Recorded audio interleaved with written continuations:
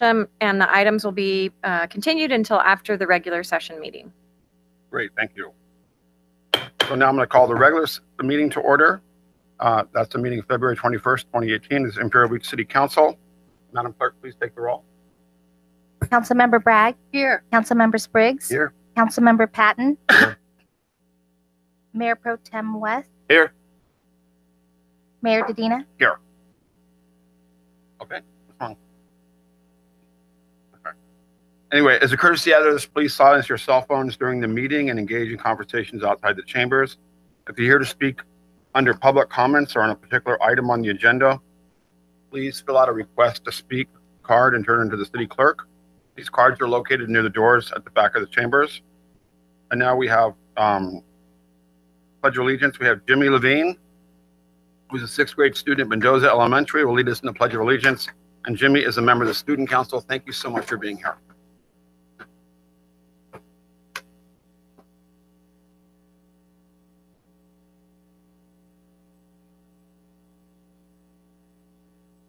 Pledge allegiance to the flag of the United States of America, and to the republic for which it stands, one nation, under God, indivisible, with liberty and justice for all. Thank you so much, Jimmy.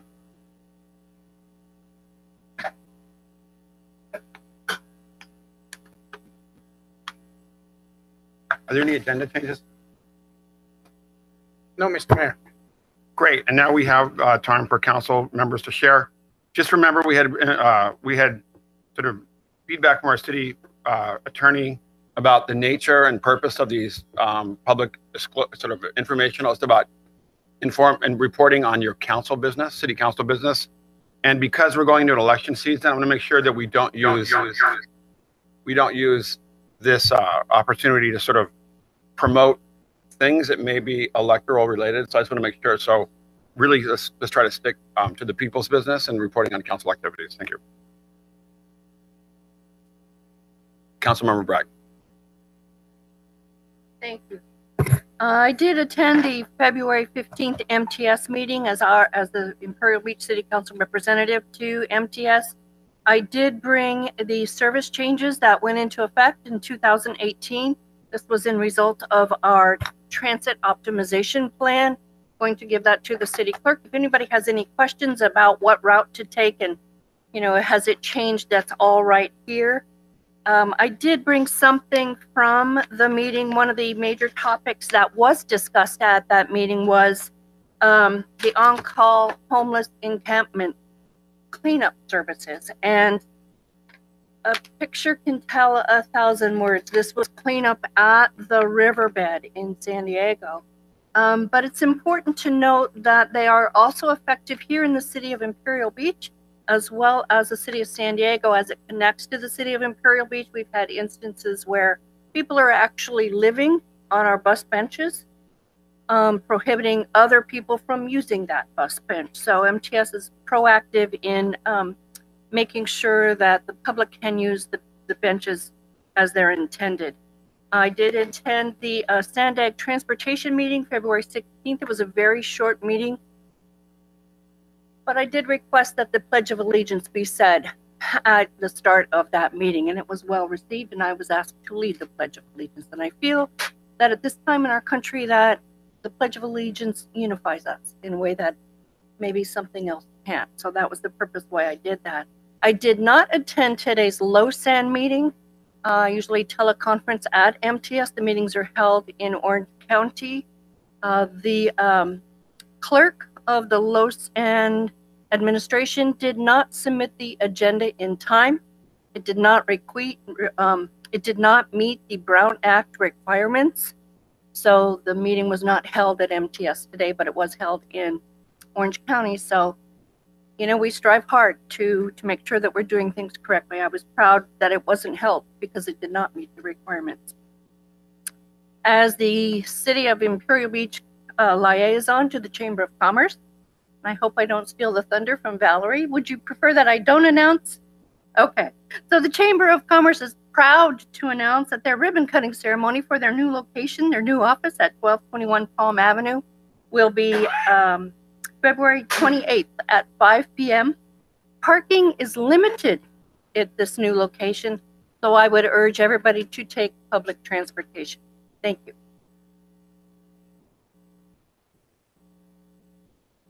Thank you. Just 3 items regarding our Chamber of Commerce. I was honored to represent Imperial Beach, and Councilmember West was there as well at the Imperial Beach Coronado Joint Chamber of Commerce reception at Lowe's Hotel. And that was, I think, very well attended and very nice to mix and mingle with business people from both communities. And also have some cordial conversations with colleagues on the Coronado City Council. On the 12th, Monday, I, along with our city manager, Andy Hall, attended the League of California Cities business lunch. And this one was a little unusual because they're adopting a new approach now where all of the policy committees, all the San Diego League members and most of the cities in San Diego County were at this luncheon. All of those who are members of policy committees were asked to make a report out on what happened at their policy committees last month. And I reported out on the work of the Housing, Community, and Economic Development Policy Committee, as well as the Coastal Cities Issues Group, which is quasi-policy committee. I think that model was well received. It actually brings the business of the league to the attention of the San Diego chapter of the League of California Cities, and I think it's very useful. Finally, on last Wednesday, and someone else on the council may want to report on this as well, we had, I think, an extremely successful joint study session, as it's called, between our city, with our city council, our design review board, personnel, Highlands Advisory, and Parks and Recreation. All these city commissions that do various work for our city were briefed in depth on the work of the towards revising our general plan and updating our local coastal program. And I have to give hats off to Jim Nakagawa, who did a great job of introducing the and setting the stage for the workshop. And our consultants, AECOM, did a very good job of breaking everything down and presenting it and answering questions as well. So I was very proud that so many people in the community expressed interest in this very important and defining work for Imperial Beach, because we're really looking at charting the way forward. Where are we going as a community? How are we going to incorporate tourism and ecotourism into our plans? How are we going to address climate change and sea level rise? And indeed, a climate action plan is the third element of this triumvirate that we're working on right now, the local coastal program amendment and the general plan amendment and the climate action plan. All of these are expected to be done pretty much towards the end of the year, and will be submitted to the Coastal Commission. So I thought it was a great community event once again, and that's about all I have to report on. Thanks. On the 8th, I went to the South Bay Union School District Teacher of the Year Award, along with the mayor, and the mayor gave a great speech on just how the city of IB and education, how unified we are. So I thought that was really good. And all the teachers that were up there, to me, they were all winners. On the 10th, I went to the Sweetwater High School District's showcase at Montgomery High School. And I was there. I was going to go for about an hour. I ended up staying for 3 hours. They're doing great things at the high school district. All of Sweetwater, actually. I took a tour of the skate park, being well used. And of course, on the 14th, like everybody here on the council, along with the mayor, the joint study session, looking at the general plan, coastal program, and is well attended. Thank you. As the appointed rep for the South County, San Diego County Regional Airport Authority, I On February 12th, I was part of the audit committee, and it was a really great meeting that was held. And what they actually did was the audit of the Terminal 2 expansion, which was a really neat look into the financials and how they did the expansion of the Terminal 2. And I don't know about the rest of you, but as a frequent traveler, Terminal 2 is beautiful, and I like traveling through there a lot. So I will say that I wish that they had done some more lessons learned. I have to admit they didn't present that very well, so I asked them to do a little follow-up, and they're going to get back with us on there. February 13th I was very happy to be a part of the IB Historical Society and Seaside Candy at their Sweethearts Open House. Unfortunately, I saw some of our local people there as well. Unfortunately, my wife wasn't able to be a sweetheart with me, so I think, Cheryl, you were my sweetheart that night. Thanks. And then on February 15th, the San Diego Regional Airport Authority, we had our executive committee meeting, and where we talked about the financial health of how the airport is doing. And I can be very honest and tell you that the financial health of the airport is good. We are in a very good situation, but we are expecting some lower revenues for 2018, and that is really based on not what the airport is doing, but the economy in general. So they are forecasting a slowdown, but some challenges that we have. One of the major revenues that we get at the airport authority is at parking, and parking is at a premium, obviously, at the airport, but we're expecting to see less cars in the future. So that would be a very, very big hit into the finances of the airport. And then also one of the things we were talking about was the implications of the climate action plan against taxis and rideshare in our airport. So very interesting discussion about how we forced the taxis to become hybrids and electric vehicles, but we didn't do that to the rideshare at all. So the rideshare is actually causing the climate action plan for the airport to skyrocket. So there's some interesting discussion that we need to do with that. Also met with the lead of the Sierra Service Project. This summer, the Sierra Service Project is going to be bringing some, they're going to be staying at our Boys and Girls Club and doing work amongst our community. And they're going to be looking for houses. So if you know a home that needs some work, and you should reach out to Sierra Service Project. They have a website. I have some paperwork that I'll give to the city clerk for everybody to see, but they're looking for some volunteers and also some homes to do. So it's a great project to bring to our community. And then on the 17th, as the Sandag Bayshore Bikeway representative, I was part of the national city leg of their ribbon cutting. And it was great to see almost 200 people turn out to really embrace something that South County has done so good, and that's the Bayshore Bikeway. It's a great, cities all over the nation love it, and I think it's great. And I was really happy to see our favorite son's Lime bike there, and they brought out one of their first electric Lime bikes there, and I got to ride it. It was great. And at first I was like, why is an electric bike so important? I was kind of skeptical, but if it gets more people to ride a bike, that's the way that's a great way to do it. And this can allow anyone to ride a bike. So and then upcoming, I would say on March 6th, 0800 to 0930 South County EDC board meeting. So as the rep over there, I'd love to see I see a lot of people, friendly faces on every Tuesday morning, and I'd love to see them there again. So that's it. Great, thanks everybody. I spent a little bit of time with the Fish and Wildlife Service this week, looking at ways, and they're our own Joe Ellis at Marathon Construction. If you don't know Joe, Joe's arguably one of the world's best coastal engineers and happens to be from IB. And so he has a contract to help the Fish and Wildlife Service keep the mouth open of the Tijuana River. It's in danger of closing again. Our city has worked very closely with Fish and Wildlife Service, and as well Joe Ellis, as part of our Tidelands Advisory Board, has been very involved in that process. So we're going to be looking at ways to make sure that river mouth is open.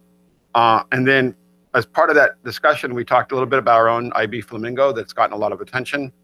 More than likely, that flamingo is from the Caribbean or the Yucatan Peninsula. There's got a band on it. Most of the flamingos that are kept at the zoo or other aquatic parks have their wings clipped, so they think more than likely it's off track. But anyway, it's been nice to see all the people that have come out to actually see the flamingo. I walk along what I call the Flamingo Trail. literally, and there were a lot of people there, but really people have come specifically to see the flamingo, and really proud that Ivy is home to it. So, but anyway, it is really important to keep that river mouth open.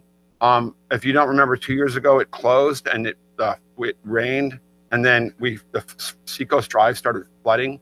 It was really our city that really got the Fish and Wildlife Service, Public Works Department, and lifeguards worked really closely with Fish and Wildlife Service and Joe Ellis to get that river mouth open. So there's some problems down there that require some long-term solutions and a lot more funding. So anyway, with that, Mr. Hall, I know you have an announcement. Mayor and Council, I think hopefully they're pulling up a presentation here. I do want to report to you, I got some information about 2 hours ago, maybe 3 hours ago, from Megan Couch, who's the policy manager for the San Diego Taxpayers Association. And we just need to remember, just going back 5 years or so ago here in the city, we had a grand jury investigation into our city finances. We had limited unassigned fund balance. We had concerns about the RDA dissolution. But again, with great leadership of this city council and what I think is the best staff in the state of California, perhaps your city manager accepted, there's been some really cool things happen. And I just wanted to give you the information that we received today. The pension debt per capita in the city of Imperial Beach is 291 compared to a state average of 1,080. So we got a score of 9 on that. Pension costs as a percent of the budget, the state average is 6.5%. Ours is 3.25%. The debt ratio, the lower the number, the better. The debt ratio, the state average is 0.5. Ours is 0.15. Long-term debt per capita. This is really important. The state average is $459 per capita. Ours is $89. And then the debt service as a percentage of revenue, 2% is considered low. We have 0%. And so those are all really important numbers. And there were 10 categories. I only included 5 of them. But we got a score of 89 out of 92, or a 96.74% rating. That was an A rating from the Taxpayers Association. That's usually kind of an anti-government group. And we got a really good rating from the Taxpayers Association. A lot of it is this council and the policies that guys set forward. So I wanted to make sure to share that with the public. That was really, really good news for us. I wanted to share that. Thanks. Great. Thank you.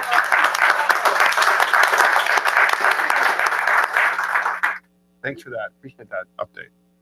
All right, now we have fun stuff. Presentations. 1.1, presentation by Tim Collin, IB Little League president. And please come to the podium and give a presentation. Oh. Did I miss something? Do public comment after.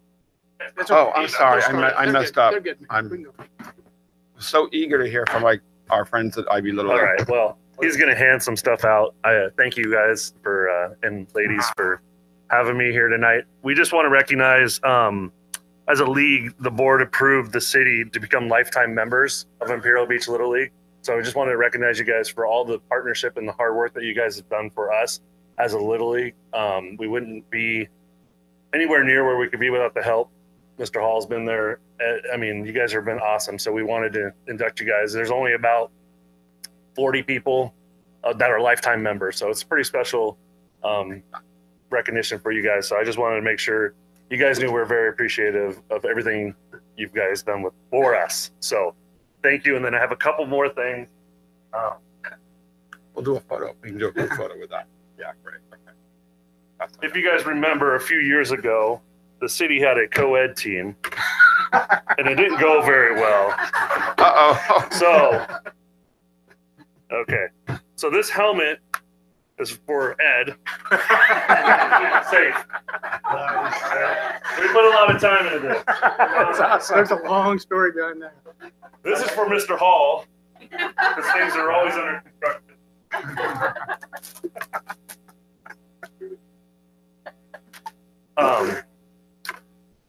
For our attorney, our city attorney. I want you to write everything with that. And then last but not least, Miss Kelly, the bass. The emphasis bass. Our poor lady. The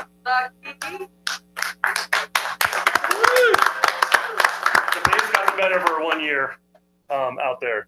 And then also, sir, this is for you, lifetime member. Great, Pat, thank you. we're proud of you guys. Absolutely. All the help that you've done. We hope to see everyone Friday night if you can make it. It's our opening night.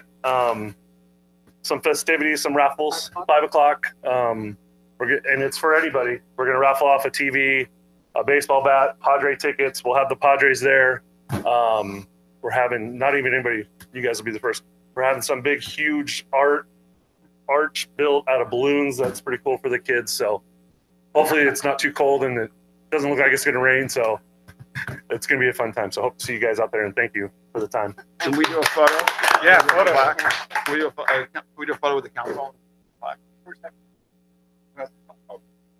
Oh.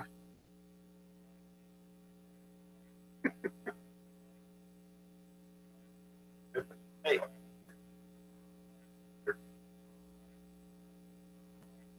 I know, I like the picture. Yellow for Ivy.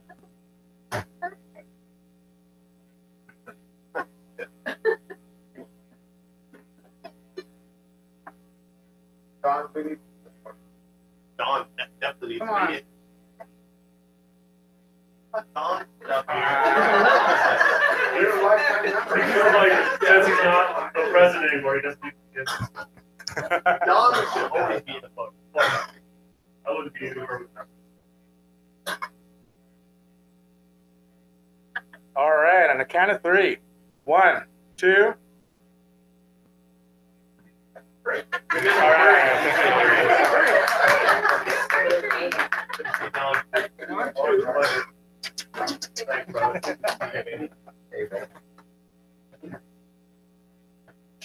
Sure. Make sure you don't walk right with that. I'll ask him.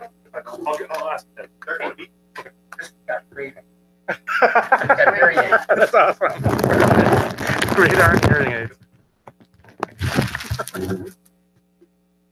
I think you guys just set the standard for presentations.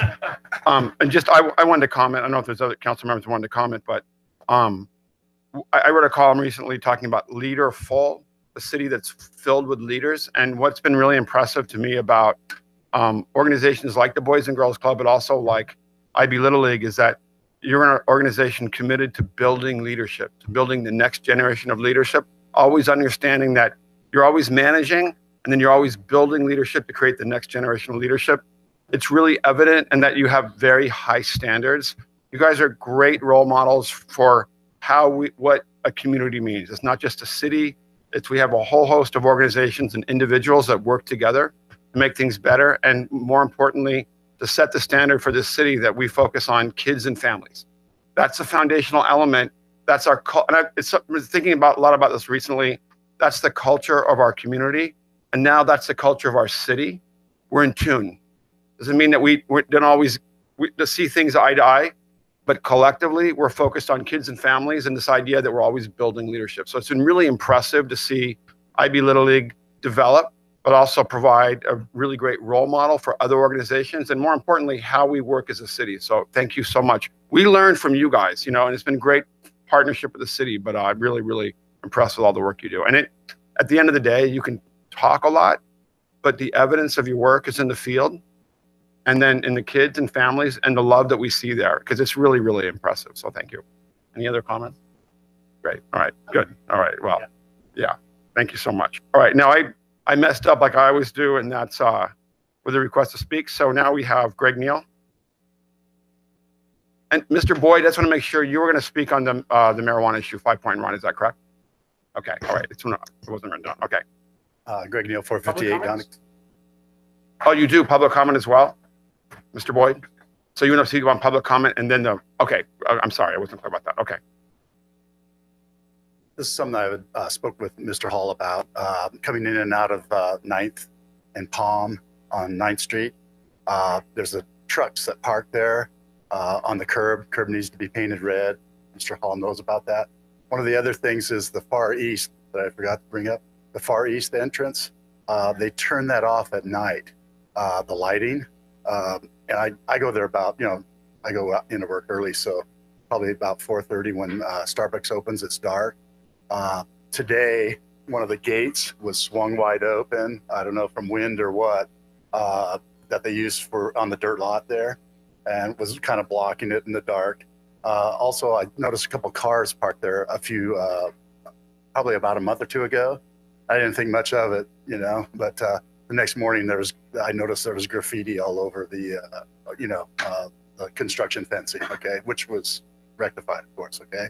So I think they could leave those lights on, would be great. It's kind of a safety hazard there. The third, my wife brought up, when you turn onto, pardon me? Oh yeah, I know, this is hers. This is coming from she's a nurse, so this is coming from a safety standpoint. Mine comes from a litigation standpoint, of course. When you turn left at 4th and Palm, between the Seabreeze Apartments and the Siesta Trailer Park, okay, there's red curbing on the west side. They did the pop-outs, they redid the curb, they forgot to paint red there. So there's people parked there, and as you know, I don't know if the trailer park's been there for years where it narrows down. So you go to turn and they'll park anything from a moving van to a vehicle, and that's it. Thank you so much. We appreciate the feedback. Valerie, I'm going to make sure you're representing the chamber. I'm going to have you go last, if that's okay. Mr. Boyd? Is he recognizing you as an organization? Thank you, Mr. Mayor, City Council, City staff. I just wanted to, I noticed on the news that the Friendship Park, and this may be something that the council already discussed and I didn't check, and sorry, I don't meet all the council meetings, but Friendship Park is now going to be under new rules by the Border Patrol, to where they're going to limit the amount of hours that it's open, and then limit the number of people that can go in, similar to how when you're at a 7-Eleven near a high school, they limit 2 students in at a time. They're going to limit to 10 people in the entire park at one time. And I know that's part of Imperial Beach, so I think we should have some say into that. Additionally, the people that are allowed into the park will only be allowed for 30 minutes. So that means they're going to actually be walking into the park and, I'm going to say, harassing or shuffling people out after 30 minutes. I think they're picking a fight with the city. I would hope that the city looks into it and has a conversation with our neighbors. Thanks, Steve. I don't think we knew that, so we'll follow. We'll follow up. Thank you. Now, Valerie Estevez, Chamber of Commerce.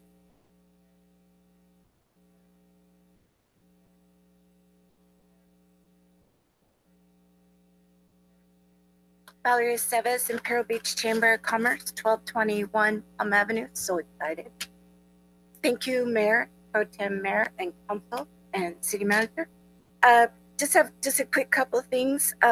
Thank you, Mark and Ed, for coming to our mixer with Coronado. That was really sweet of you guys to come to that. I know there was 2 events that night, and it was so nice that you guys were able to, adjust for us on that program. As she said, we have our grand opening on February 28th at 5 p.m. Anybody is invited, but we hope that the council will come and see our office. We have our network breakfast tomorrow morning. Our speaker is Dan McAllister from the Treasurer and Tax section. And now I can't even read my own hand. Oh, we're also looking for art for the walls of the chamber office. So if anybody who has art, we've already spoken with Will Willis, and he's going to come and look at our office. So, but anybody else who might want to put something on the walls or decorate around in our office. And I think Taste of IB will be April 28th, and we have already secured C-180 and Brigantine, and we'll be working on everybody. And thank you. Great, thank you so much. Before we do the consent calendar items 2.1 to 2.6, we just had 2 comments. Sharon Neal supports item 2.3. That's the line bike agreement. And then, just to be clarified, we're going to have them come back to the next council meeting to give an update. Right, okay. And then Greg Neal doesn't ask to speak, but says add electric scooters for item 2.3 to the line bikes. Thank you so much for your feedback. With that, I would like to entertain a motion to approve consent calendar items number 2.1 to 2.6. Second. Please vote.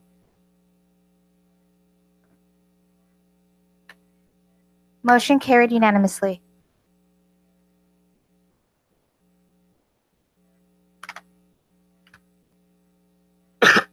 Now we have item 5.1, discussion of draft ordinances to allow for limited commercial cannabis activities with regulations. Assistant City Manager Dush will give the report.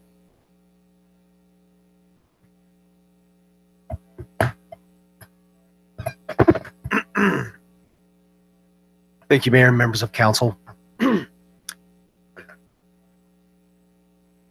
So the topic for this evening is commercial cannabis as a follow-up to some of the more recent meetings that the city has had.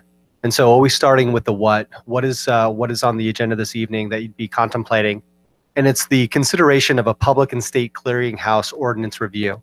And I'll get into those details here in a little bit, but it's a little bit different than your normal sort of ordinance process with the first and second reading, because again, we're a coastal community and we have a 45-day review process. The why. The moratorium that the city has in place as it relates to commercial cannabis expires in February of 2019. And so it's very important that the city put in place an ordinance to either prohibit or to allow in place by the time that moratorium expires. So how did we get to where we are? So we'll go ahead and give a sort of brief summary of the steps. And y'all had seen this at the report out that we had done in January. It's been augmented a little bit with just some of the information from where we're at today. So again, Prop 64 came in and it legalized recreational marijuana.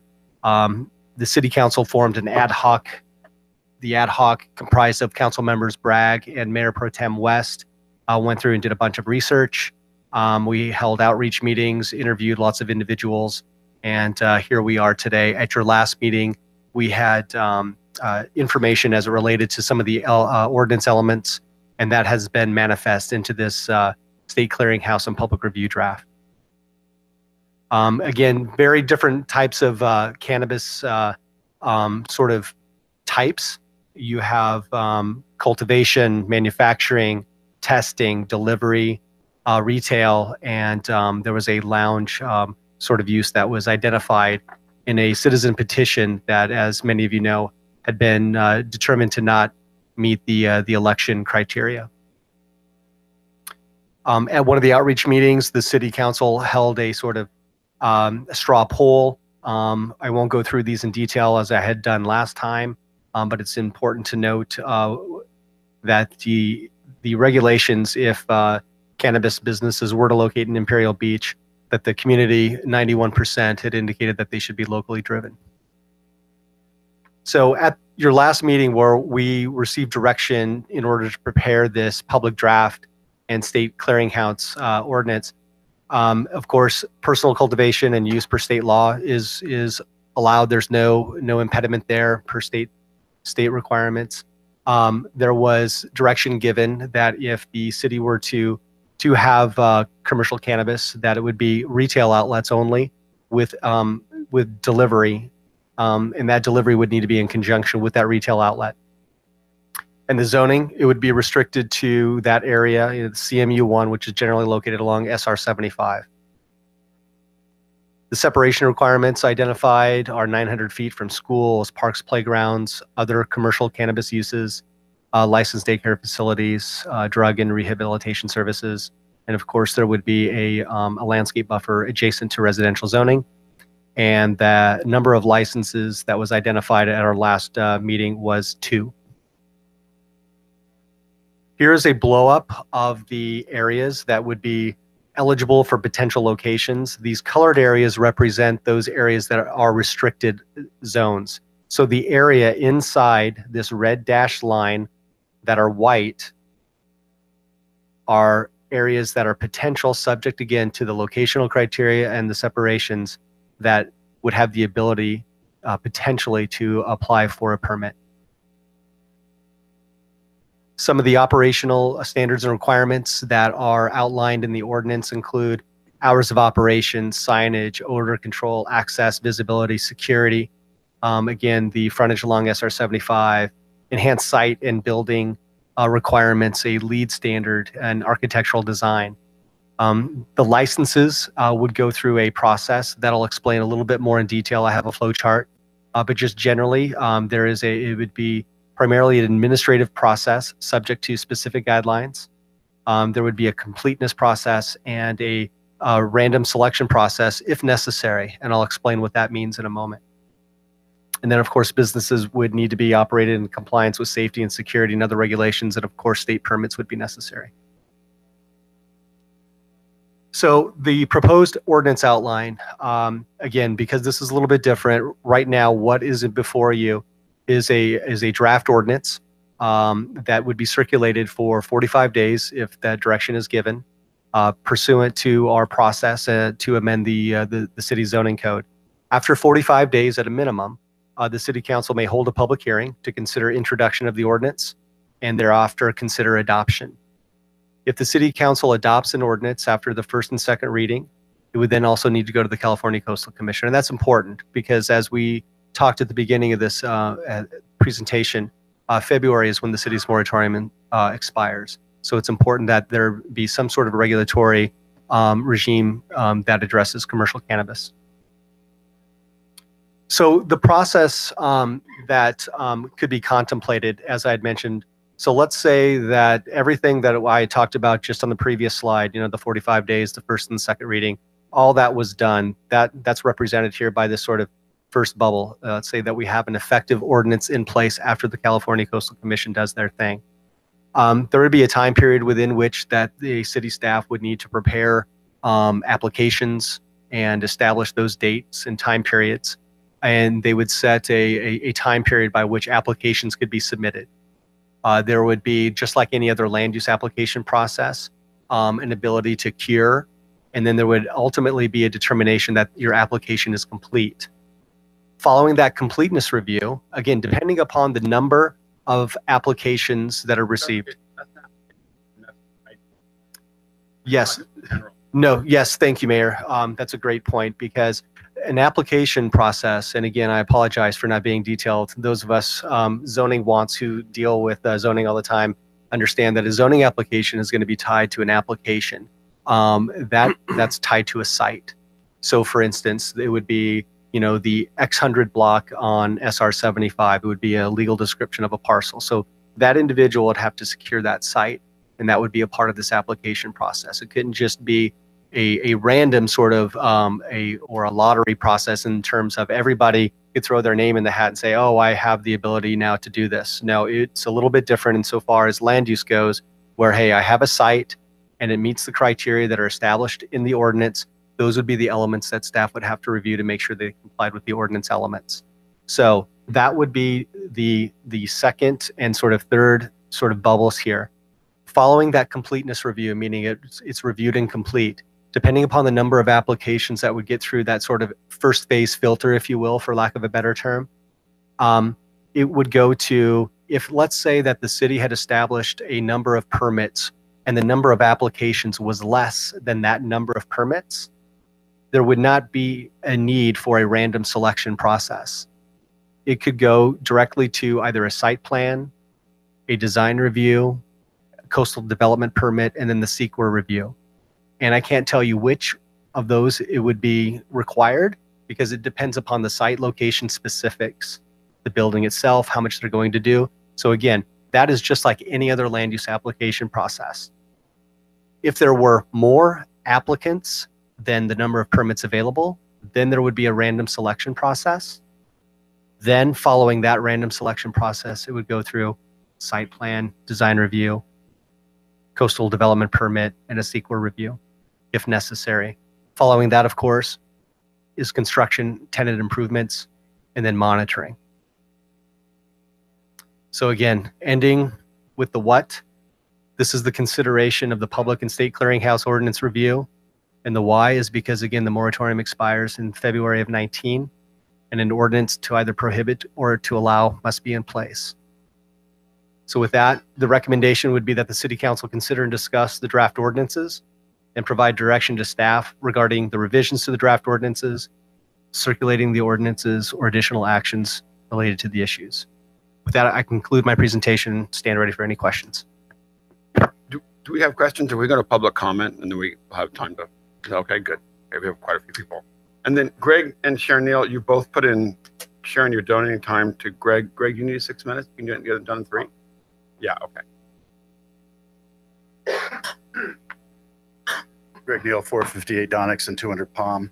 I want to disclose that I've met with the city manager and the mayor and everybody on council except Mr. Spriggs on this issue, either telephonically or in person.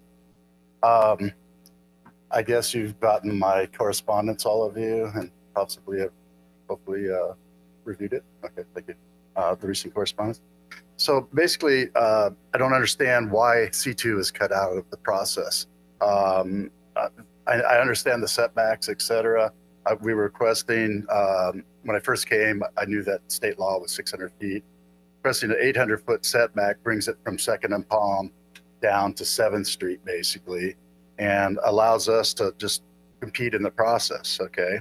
I think the straw poll was a little off in that when you guys showed maps, you showed the area.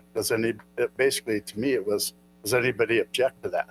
If the C2 zone was included, I don't think anybody at that meeting would have objected myself. And the way the question was posed, as my letter states, people I've talked to, half a dozen or so that were at the meeting and others that weren't, they understand that to mean they don't want those businesses in the R1, R2, and R3 zone, okay? All the C1 zone is backed up by residential that I know of. I don't know of any up and down Palm Avenue in that area, pretty much, that isn't. If the business has the capability of doing the 20 or 30-foot buffer, I see no problem with that. So anyway, I would just like the opportunity to compete again, and the potential to apply even, you know. I agree with the route you guys are going, or looks like we may be going, as to treat this as a regular application process, as any business would go through pretty much. Would hope you guys would at least consider that. Again, as my letter states, I think there's a lot of people that don't want to get up here and speak like I am. I'm an interested party, admittedly, of course. And they don't want to come up here and be branded pro-marijuana, okay? I mean, that's a lot of my talk to. Some of them came to that meeting that I knew, and they go, we're not going to get up and talk, you know, but I mean, some of them grow in their backyard for personal use, et cetera. So I'd like you to consider that I had 0 people against allowing it. They said if it's allowed in a certain area where businesses are located right now, C2 is retail. Like I said, flipping that on its head, taking retail out of that it's counterintuitive to me, okay? So again, that's my comment there. As far as raising money, et cetera, I would support a 5% tax in the future. Highly, and had conversations outside with people that apparently are in the industry telling me this could be $15 million a year gross in sales for 2 establishments. That, to me, the math is $750,000 towards city coffers. And I think you can stretch that rubber band not only for compliance, et cetera, but, you know, we saw somebody throw a line bike off the pier. Well, we didn't, but our 2 kids, 2 of the children came running back with the guys, and we reported to the police. If somebody can be walking up down the pier, be at places where kids congregate, hit the schools, et cetera, and talk to them about this stuff, about you know, stop by, you smell them smoking marijuana or something like that. Money towards the Boys and Girls Club, sports, et cetera. Okay, so I mean, that's obviously would be against my interests as a, you know, being an interested party, but I would highly support that also. Okay, thank you. Thank you so much, Mr. Hill. We appreciate your feedback. Now we have Chris Lund.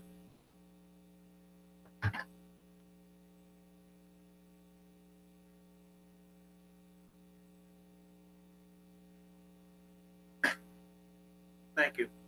And by the way, you guys got to pat yourself on the back. I came down here in 2011, and what I've seen IB do in the last 2 years is incredible.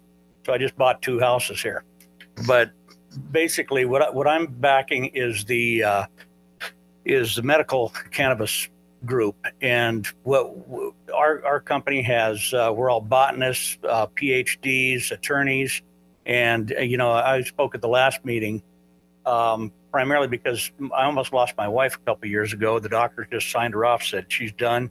Take your paperwork, go home. You know, and the only way we could get her back into a where she could eat, she'd go 9 days without food, was to get her into a THC-based diet and CBD. So we had scientists, and basically that's what we're focused on. I'm not going to go on and on, but I'm just basically saying that this is really a pro positive issue for a lot of the PST patients. We've got right now we've got a scientific report with 14,000 PTSD military people involved. I'm not good at public speaking, so I'm sorry, but the if you go up to and look at the Harbor Collective up the street on 32nd, this isn't like the Wild Wild West here. This is very well managed, and we stand in line. There's 40 to 50 people in line, and a lot of them have the same color hair I do. A lot of them are trying to get away from major medical costs, and so I really encourage it for your community here. So, thanks for your 2 minutes. Well, good. And you are a good public speaker, so thank you very much. Appreciate it. Thank you. And now we have Michael. Is it Losise? Oh, okay. But you, sorry, it's business owner and IB. I support safe access marijuana and supports item 5.1. Thank you so much. Appreciate it. Now we have Danny Young. You support it, but I want to make sure clear. Thank you so much for being here. Appreciate it. Dallin Young from the Association of Cannabis Professionals.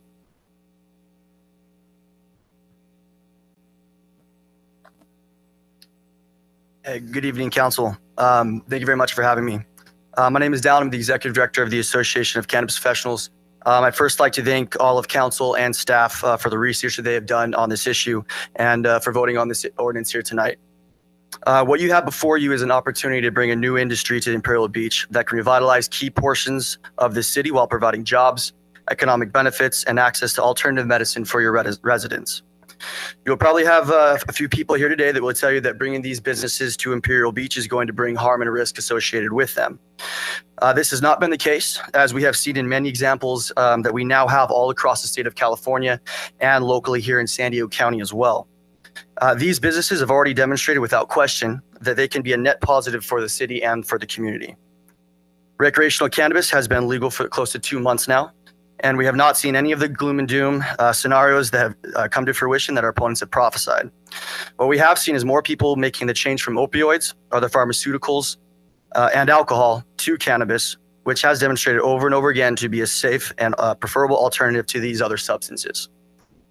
These types of businesses that you are voting on today are legitimate, just like any other, and they have already been supported by the citizens of California, the state government, and more importantly, the people of Imperial Beach on multiple occasions. In regard to the specifics contained in the proposed ordinance, we would hope that council would allow for no less than 2 dispensaries. Although we in the industry would like to push for more, this number could be a great starting point and can demonstrate to everyone that the industry can operate safely, professionally, and legitimately, just like any other business. To only allow for 1 and through a potential lottery process, you would be effectively granting the luckiest applicant a monopoly on the industry here in Imperial Beach. In order for businesses in general to operate at their best, they need competition. They need to compete for the business of your residents and for visitors. Additionally, this is why a lottery system is not a good idea when you have more people applying than licenses available. We believe that a merit-based system or a point-based system that judges applicants on the value that they would provide the city, the community, is a much better option. Force these applicants to put their best foot forward and focus on what they can do for the city. Lastly, in order to allow for more applicants, the city should consider either shortening the sensitive use requirement from a radius of 900 to 700, or measure the distance by path of travel. This would allow for more possibilities along Palm Avenue and would increase the diversity and number of applicants, giving the city the best pool to select from. In conclusion, I would like to thank council again for all of their hard work and research on this issue, and would urge council to adopt the ordinance with the above message changes. Thank you. Thank you very much, Mr. Young. That was very helpful. Thank you. Appreciate it. Bob Miller.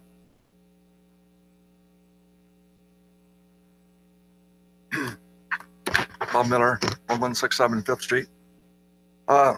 First word that comes to mind is image. Today, the image of the city is as best it's ever been, and I want to see that trend continue.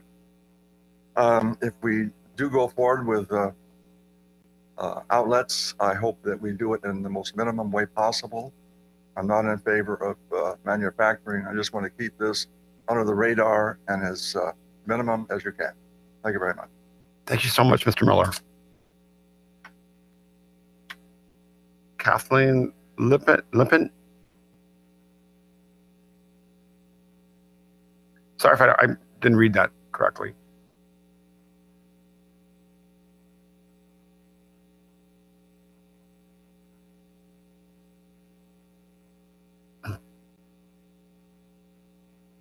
And if you don't live in Imperial Beach, you don't have to give your address, but just let us know you don't. Or if you I don't live in Imperial Beach. Okay. I'm a public health practitioner. I simply come here because it's important to me that I extend information that is not biased, that comes from science-based evidence. I have no economic conflicts of interest, unlike a lot of the marijuana supporters and profiteers that may come before you.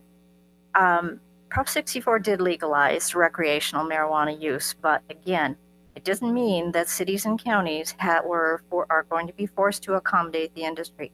They can use their land use authority to just prohibit the operations if they choose. I wanted to address the issue of the ad hoc meeting where attendees were asked to fill out opinion surveys or straw polls, and although it was laudable that you wanted to hear from the city residents, I believe that because marijuana supporters there were giving instructions to their fellow supporters of making it clear that being a city resident would hold more weight, the results of that survey were likely very biased and of little value. Marijuana advocates and additionally, attendees were predominantly from the industry, marijuana advocates and profiteers. And I can't help but wonder if a similar survey were done at a local school on parent night, how the results of that survey would have been drastically different. It's important to recognize that the marijuana advocates, when they come before you, they'll always talk about potential revenues. But you cannot talk about potential revenue without talking about the costs. And a cost-benefit analysis is important to do. You can't have one without the other. Well, you can, but you're not going to work out very well because there are associated costs with commercialization. You're going to have costs from the fire department costs, law enforcement, ER visits, treatment costs, vehicle traffic fatalities, academic failure, just to name a few of them. The regulations and accommodations that you're planning are not likely to be any more successful in reining in this lawless industry than the city of San Diego's has been. In fact, one of the city's first permitted retailers was expected to be a role model. Instead, it's become a black eye for the city with its egregious advertising to appeal to youth, marijuana-wrapped RVs, blunt cruises, customer appreciation nights, and events highlighting their unholy partnership with the black market that most residents were told would be going away. When you say regulation, you really ought to change that word to allow, because that's what it is. It's allowing them. It's not regulating them. And most citizens would assume, well, they're going to regulate it, they're going to rein it in, and they're going to all behave themselves. Well, not likely to happen. Thank you. Thank you so much. I appreciate it. Tracy Rivera.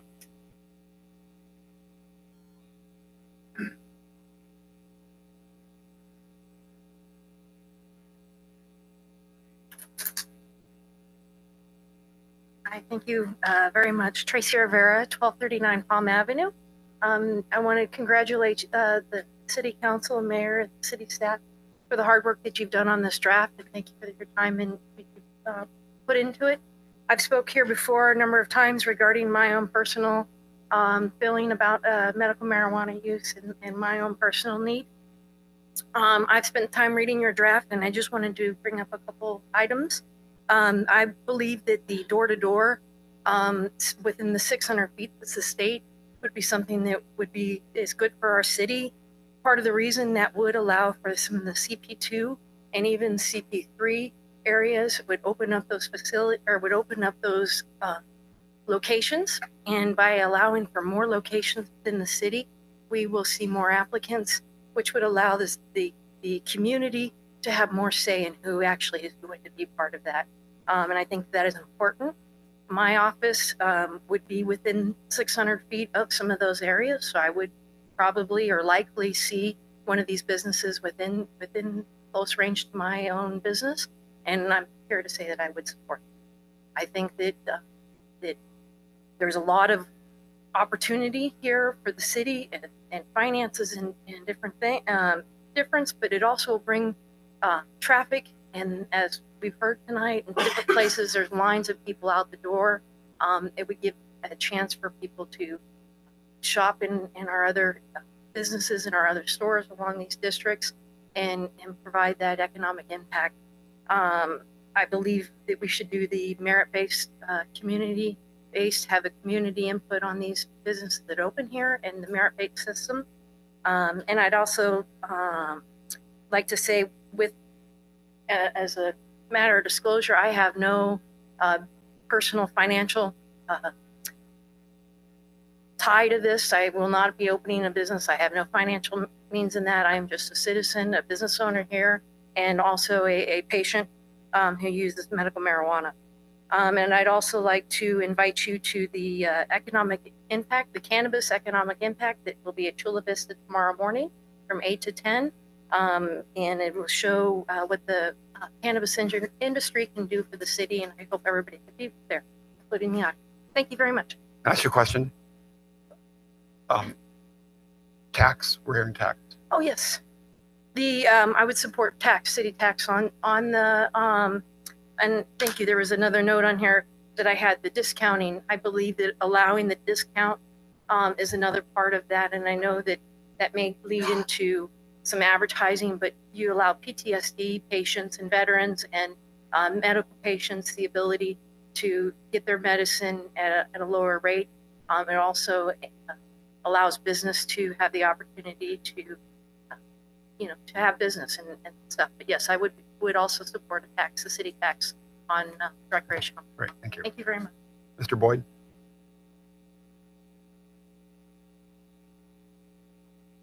Thank you again, Council, Mr. Mayor. Marcus Boyd, 1237 Palm Avenue. I'm a resident and a business owner for 15 years now.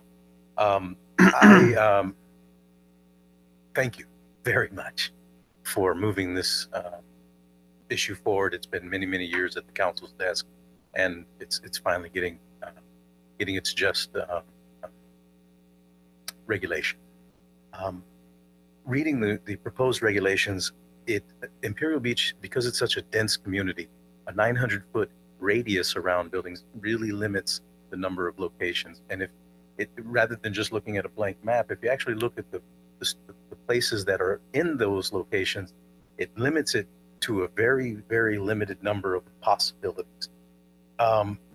If CMU 2 and 3 were added with a 600-foot radius, door to door, and maybe a 600-foot radius as well from the or setback from the ocean, I think you would find a larger applicant pool, and then possibly using something that Chula Vista is looking at, and that is kind of a two-step system. First step would be to identify viable applicants through a merit system, and then the second step would be land use. The first step not tied to land use, just who's really worthy, and then go from there. I think that would make more sense on handing them out. And also, I have to echo the issue about discounts. Cancer patients, a lot of times these organizations want to give back, and cancer patients are usually out of money and need the additional support. Veterans also could use discounts. Senior citizens could use discounts, and I'm not sure why no discounts were put in there. Maybe that could be refined to some advertising issues. There's no reason why there shouldn't be a 2 to 5% tax other than having to put it on the ballot. I think that would be a positive move. I know it's expensive, but it would pay itself off in time. 2 to 5% would be decent. It wouldn't be okay, though, if discounts aren't allowed. That has to offset each other for the client. It has to do it for the retail organization in order to be competitive and to stay off the black market. If the black market becomes cheaper because there's taxation and regulation on pricing through no discounting, then you're kind of shooting yourselves in the foot on the black market aspect. And holding the number down to 2 or 3 locations, I think with the setbacks and with public input through a merit process, would get you the applicants that you're looking for and the kind of locations you would rather see. Thank you for your time. Thank you so much. I really appreciate it. Judy Strang.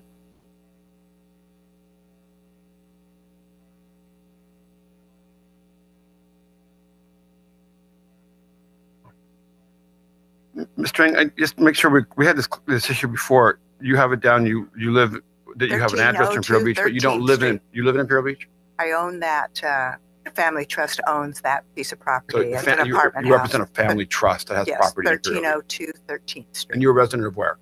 I live in San Diego, but I have children who live at that address. Great. Okay. Thank you. Just want to make who sure that's clear. manage that property. Right. Thank you for this opportunity to speak to you. I couldn't help but think when I was at the last ad hoc committee that there seemed like there were some missing partners that have not had an opportunity to address the ad hoc committee. I think that this is a city that's known for its schools and its youth groups and for your good law enforcement. I think you should have had for the ad hoc committee a report from the sheriff, a report from the schools, a report from the youth serving organization, so you can understand what they think might be the impact of this proposal. I also think it's important to know that there is a pot shop in San Ysidro, there's a pot shop in Otay Mesa, and there are 19 notice of applications for pot businesses in the Otay Mesa area, and that Harbor Collective is close by.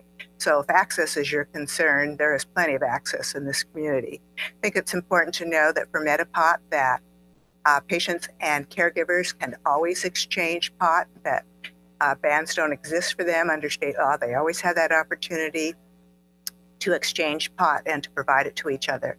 And that recreational, every household in the city of IB can grow up to 6 plants. You have access beyond imagination with a capacity of 6 plants in every household. And I just want to express in concern that you make sure that whatever you take in, and I'm thinking taxes, it covers your cost to your city, because they'll be great. Make sure that your law enforcement costs are covered. Thank you. So I just want to make sure I'm clear. You're opposed to it, but if we do it, you think there should be a tax that includes covering the cost of managing. Is that correct? I guess my concern is when I look at pot shops, and I'm well acquainted with the city of San Diego's situation, that law enforcement has not had the resources it's needed to deal with all the problems they experienced. And I'm just concerned that you would have them. I'm not in favor of them. I don't think the city needs them. But you thought there should be a tax. If we did it, there should be a tax to cover that. Absolutely. The cost to your city would be greater than you could imagine. You need some way to handle that. Okay. Thank you so much. I appreciate it. Laura Wilkinson.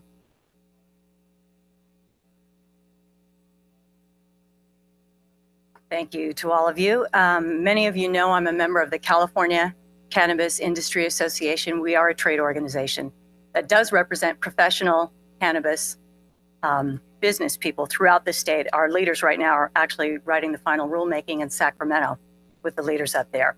I did read your draft ordinance. It was very thoughtful. I'm sure Steve has spent the last 2 weeks not getting any sleep. That's a lot of work that goes into something like that. I do have a few suggestions. I'll send it under separate cover to strengthen the city's position. Things like proof of adequate capital, things like proof of insurance. You do have an indemnification clause, but there's nothing about proof of insurance in there. Demonstration of experience with regulatory compliance. Just because you've sold cannabis doesn't mean you understand regulatory compliance, and this will be very heavy, both from the state and from the city of Imperial Beach or any municipality. Things like 24-hour law enforcement video access, I think is important. And I think all employees should have identification cards, so you know who they are, who they work for, the permit number, and if they are in management, what kind of position they hold there. You are in charge of a government-enforced scarcity, and that has different dangers with it too when you have a demand that exceeds the supply. Chula Vista is looking at doing a 2-phase process, and I am definitely in favor of that. The first one being a background check, make sure they have the capital, make sure they have the experience that you're comfortable with, and what kind of social responsibility elements they're going to bring to the city of Imperial Beach as well. And once they get through that phase, then they can secure the facility and go through that process. And the reason I think that's really a positive thing is I assure you, anybody with a license will find plenty of property. Right now, there's a land grab going on in a lot of municipalities throughout California, people who are trying to game the system. It's dispensary people who want to pick their municipalities instead of the municipalities picking their dispensary owners. So I think that's something to really look at, along with the 600-foot path of travel. That will open up a lot of properties along Palm Avenue. And the CMU too, I know many of the business owners there would like to have the traffic. So that may be a consideration as well. And I realize I may be working against my own interests here, my own self-interest, because I've been very transparent about the fact that I'd like to apply and open a dispensary here. But I think if it doesn't work for Imperial Beach, it doesn't work for anybody. It doesn't work for me or any of the professionals in this industry. I think that's pretty much it. I appreciate your thoughtful deliberation. I know this is a long path for you. And it's, you know, the fact that you guys do this for like virtually nothing. The real test of a civilization is when men plant trees under whose shade they will never sit. And it's really interesting and wonderful to watch you guys do this because you're planning, and like you said, for the next future. Hopefully I'll see many of you tomorrow morning in the Chula Vistas chambers for the South County Economic Development Council's Economic Forum on cannabis businesses in the South County. Thank you. Thank you so much. Appreciate it. Now we have Kelly McCormick.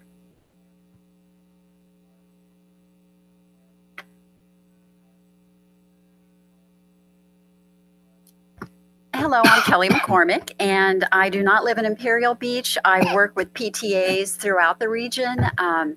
So I'm representing the many parents who the gentleman before mentioned that there's people he believes who support it who don't come here because they're afraid to speak out. And I think there are many parents as well who do not support it and would not want to come here and speak. So I'm here, I've spoken to them, and I'm here to speak on their behalf. And I'd like to start out by saying that it's been widely touted, the state's computerized track and trace system, and that system is not operational. They are asking it's supposed to track everything from seed to manufacturing to sale, and they're asking people to write down receipts and invoices by hand and turn them in. And I'm sure that you can see how that could lead to diversion of pot into the black market, because asking people to just write it down and turn it in is certainly not a secure way to keep track of that. I'd also like to share that traffic fatalities do go up when marijuana becomes more widespread. In fact, Senator Dianne Feinstein wrote this letter. She said, according to the National Institute on Drug Abuse, driving after marijuana use is more prevalent than drunk driving, and marijuana is the most frequently detected illegal substance in impaired drivers, fatally injured drivers, and motor vehicle crash victims. Studies have also shown that early and persistent marijuana use can lead to a loss of IQ points and lower educational achievement. Moreover, marijuana is much more potent today than in the past, with tested samples showing that average potency levels are more than tripled from 1995 to 2013. And I recently saw a big ad in the Reader for a vape cartridge that was 85% THC for only $25. So certainly that's financially within the reach of a lot of teenagers who do happen to have friends that are over 21. I'd also like to point out there's been a lot mentioned about medicinal use of cannabis. However, it is not FDA approved. It has not had sufficient long-term studies. And doctors in Canada are receiving a letter. It's going out to 30,000 doctors in Canada, urging them to reconsider. And it says cannabis does more harm than good. The new medical guidelines have been issued in Canada, warning that the effects of the drug outweigh minor benefits for most conditions. And for some, it states it most often is only marginally better than a placebo. And this has been published in the Canadian Family Physician Journal. And I'd also like to add that 10 students in San Francisco became sick from consuming edibles. One of them was hospitalized. The article in the San Francisco Chronicle said she was in critical condition, but did recover. And they were eating things from a package marked medical cannabis. And this is something that we'll see more and more as it becomes more available. Thank you. So you don't live in Imperial Beach? Correct. I work with schools through the PTAs. So but you have an address here for Imperial Beach. It's one of the schools that I've I think it's really important to make sure we're clear when you come speak to a public body, be really transparent about where you live. Which I did say that right from the beginning. I know, but I think for the public record, now I have that you have an IB address. I think it's really important that when you come to a body that you're very, very transparent about where you live, not where you may own property. Property is fine, or where you may be a member you work for the PTA or you're a member of the PTA? I am a member of the PTA. It's a volunteer organization. Okay, all right. It's just so it's really clear because I'm going to count the number of people that were for and against, but I'm also really focusing on IB residents. So anyway, thank you very much. Sure, thank you. John Kramer. He was very clear about his address. Thank you, John. Yes, just for the record, my name is John Kramer, and I'm a resident of Solana Beach. I wanted to commend the City Council and the Mayor on the work that you're carrying out here in the county. You've done a very diligent and thoughtful process, and I appreciate seeing that. I'm a consultant to families and real estate owners, including real estate owner here in Imperial Beach that are interested in the cannabis space. Since IB has to go through the process, as I understand it, of notifying the Coastal Commission about the zone that you're going to consider CMU1, it would make sense to consider making the notice for CMU 2 and 3, whether you wanted to add that at this time or some future time, just so the Coastal Commission has looked at that at the same time. It would avoid having to do that in the future.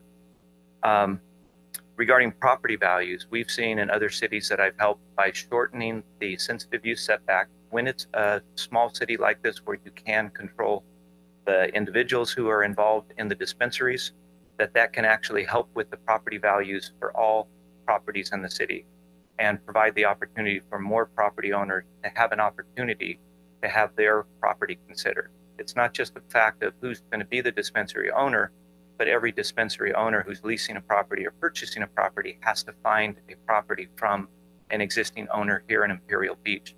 And all boats rise when more properties have a chance to be that selected property. As far as taxes, one thing to keep in mind is it's not just city revenues that are generated by city taxes, but by Imperial Beach having the courage to go through this process and to find a thoughtful solution for the city, you'll now benefit from state revenues that are collected from across the state. Those are only available to cities that are participating and have dispensaries in them. And finally, these taxes, as somebody was concerned about, really do give the ability for the city to recover costs, to provide law enforcement, to have education and treatment programs that they may not be able to afford. The other speakers did a wonderful job with their topic points, so I won't repeat those. Thank you again for your time to speak. Thank you so much, Mr. Kramer. And just clarification, Mr. Lund, you said you own property in Imperial Beach, but do you live in Imperial Beach? Or is that you have a property on Georgia Street, but is that?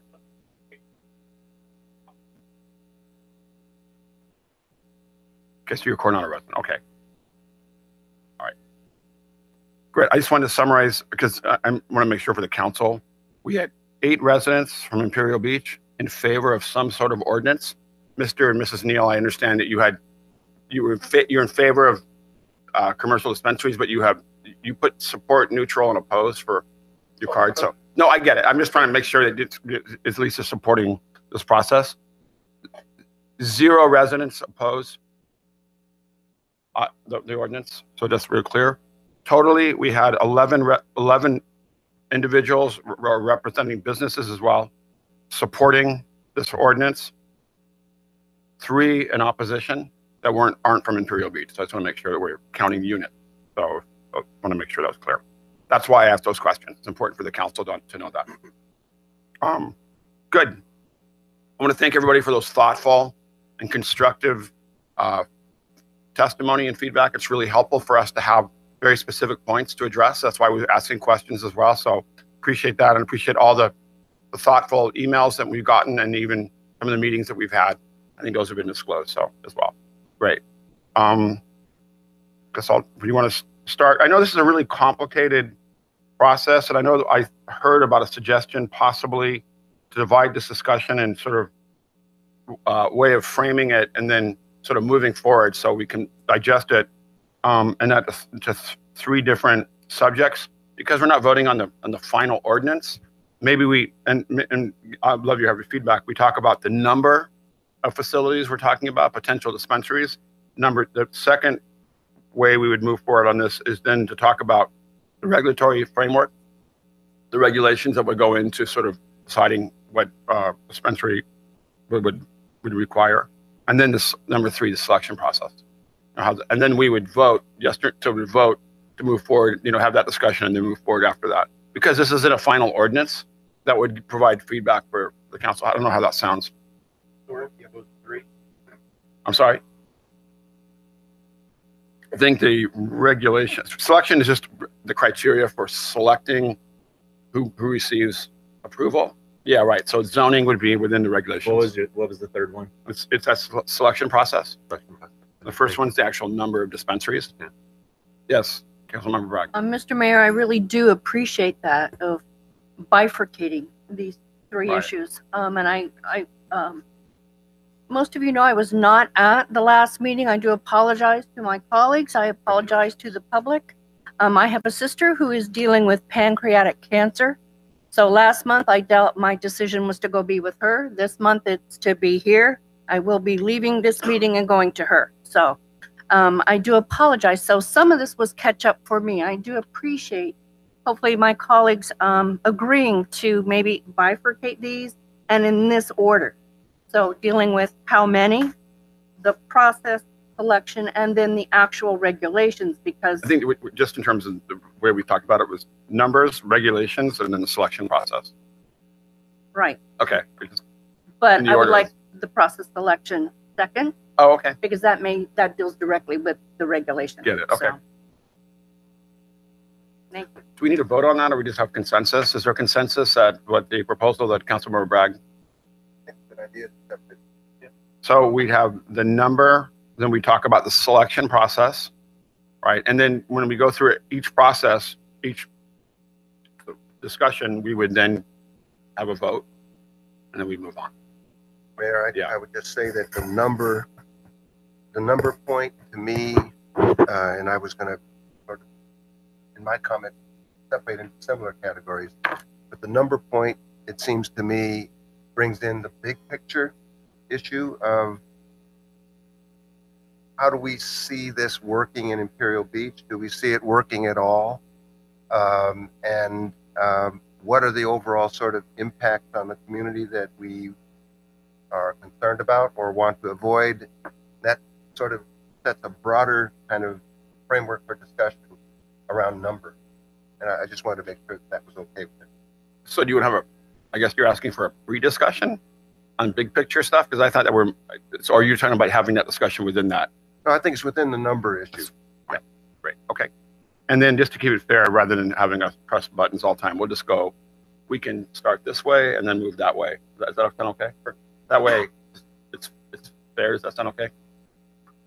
Great. I'm going to start, Councilmember Bragg. Thank you. As far as the number is concerned, well, first of all, let me just put this out there. I really do appreciate the honesty from the people in Imperial Beach and those people who don't live in Imperial Beach. And I said this at our last public meeting that we held. I was extremely proud of the way this community approached this issue. It was non-judgmental, and there is a stigma attached to it, but I was extremely proud of this community, and I know some people are afraid to come forward and speak. But I'm just going to put it out there. I'm going to be real honest. If it was up to me, my feeling, I would propose a total ban. But it's not up to me. I wasn't elected to push forward my feelings. I was elected to portray what every man, woman, and child in this community deserves.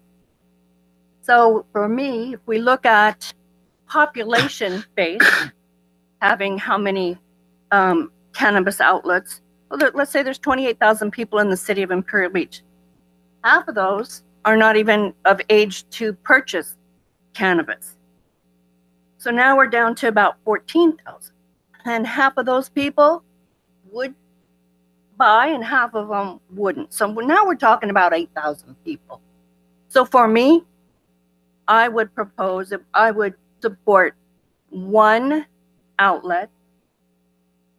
And I think it could be woven into the language of the ordinance that perhaps 18 months after the first one has opened, that this body could revisit the ordinance with the expansion of possibly adding one more based on the performance and reception and just the outcome of the first one. So that's on this particular issue of how many, I would propose one only, with the opportunity after 18 months to have a second. And if it's okay with the council, I'm just want to make sure I'm clear on what you're advocating. And that's the issue of then when we talk about potential one and then another one based on criteria, did you want to give feedback to the council? I mean, to city staff on what that criteria might be? What is your sort of, if you have one, if you support one with the potential to do a second one after 18 months, and you're saying that and you're using a performance sort of standard, what is that standard based on?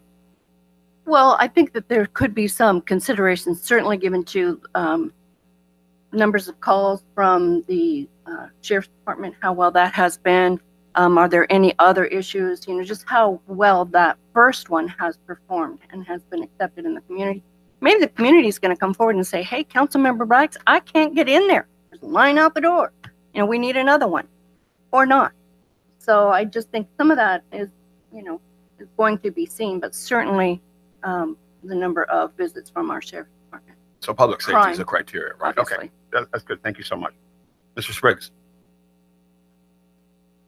Well, first, I think I have to make a disclosure. And when we had our last council meeting, I remember that Councilmember West and I had an exchange. He was interested in the vertically integrated manufacturing up through retail for Imperial Beach as a possibility. We didn't go that way, and the ordinance isn't drafted that way. But I did say publicly that I would go take a look at the facility that he was referring to, and I did so. And I met with the people who were running that facility, as well as Dallin, who was out there as well. So I'm just disclosing that. And that was, where was that at? In East San Diego. Okay. I'm not sure the exact whether it's East San Diego or El Cajon, but it's out in that area near the airport. Okay. Unincorporated, right?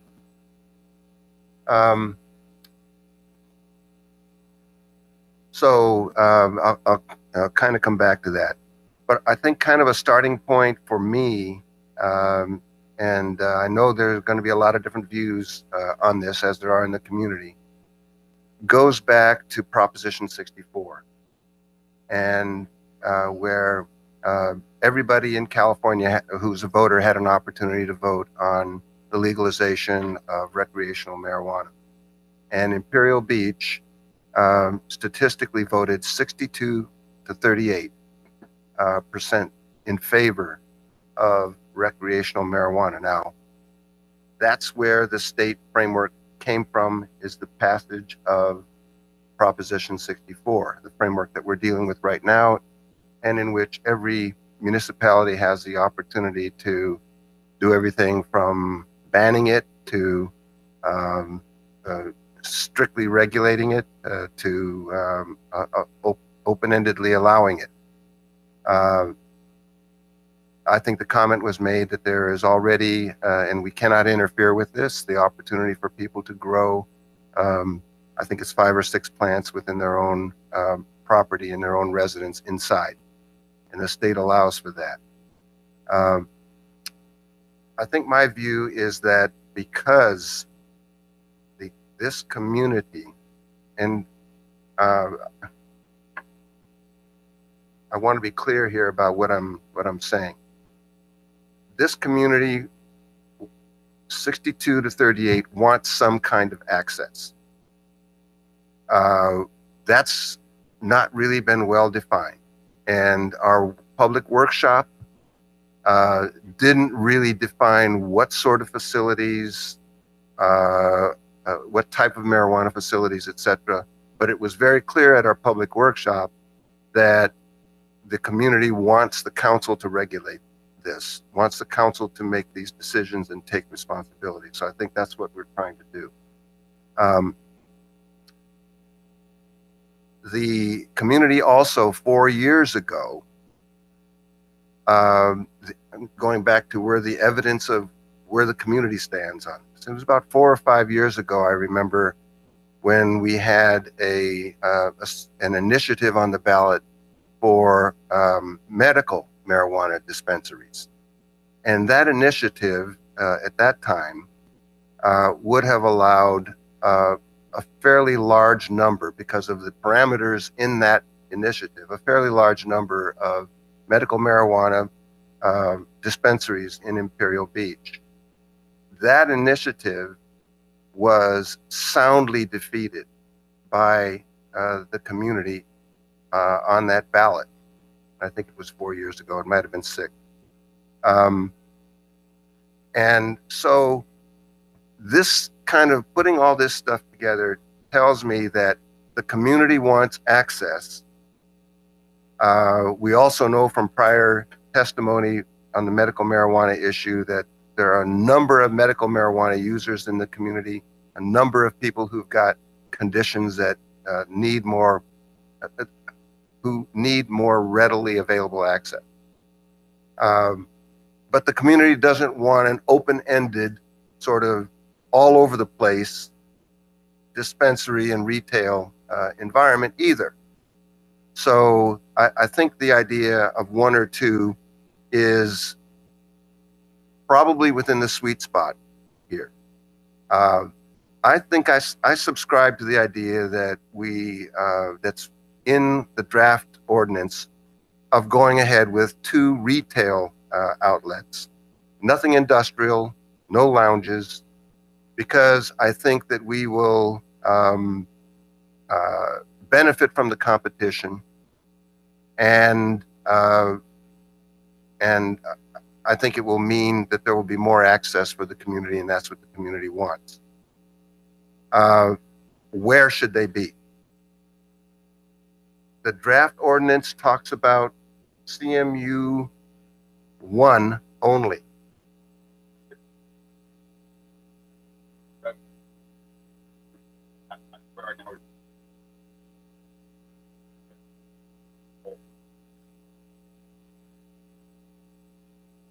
Okay.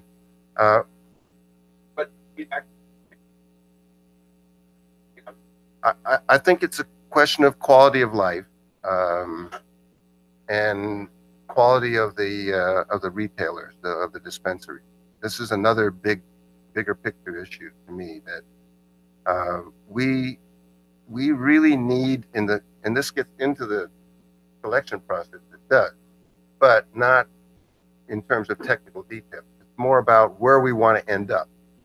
Where we really want to end up, if we're going to go forward here, is with very, very high quality people and businesses operating these dispensaries. Whatever the selection process is, we can talk about it in detail. Where we want to end up is high quality. By that, I mean, we definitely, I can say what we do not want. We do not want operators who have links to, say, underground providers or sources, cross-border kinds of issues, people with criminal backgrounds affiliated, that sort of thing. So we really will need to get at how we arrive at the best, most highest integrity people and operations in our town. Or we write it, wherever they're located, to me, that's where we want to end up. And I'm not that worried about whether it's 1 or 2, but I think I would support the idea of 2. So we will have to have high standards. I'm not sure that the selection issue, regulatory framework, selection process.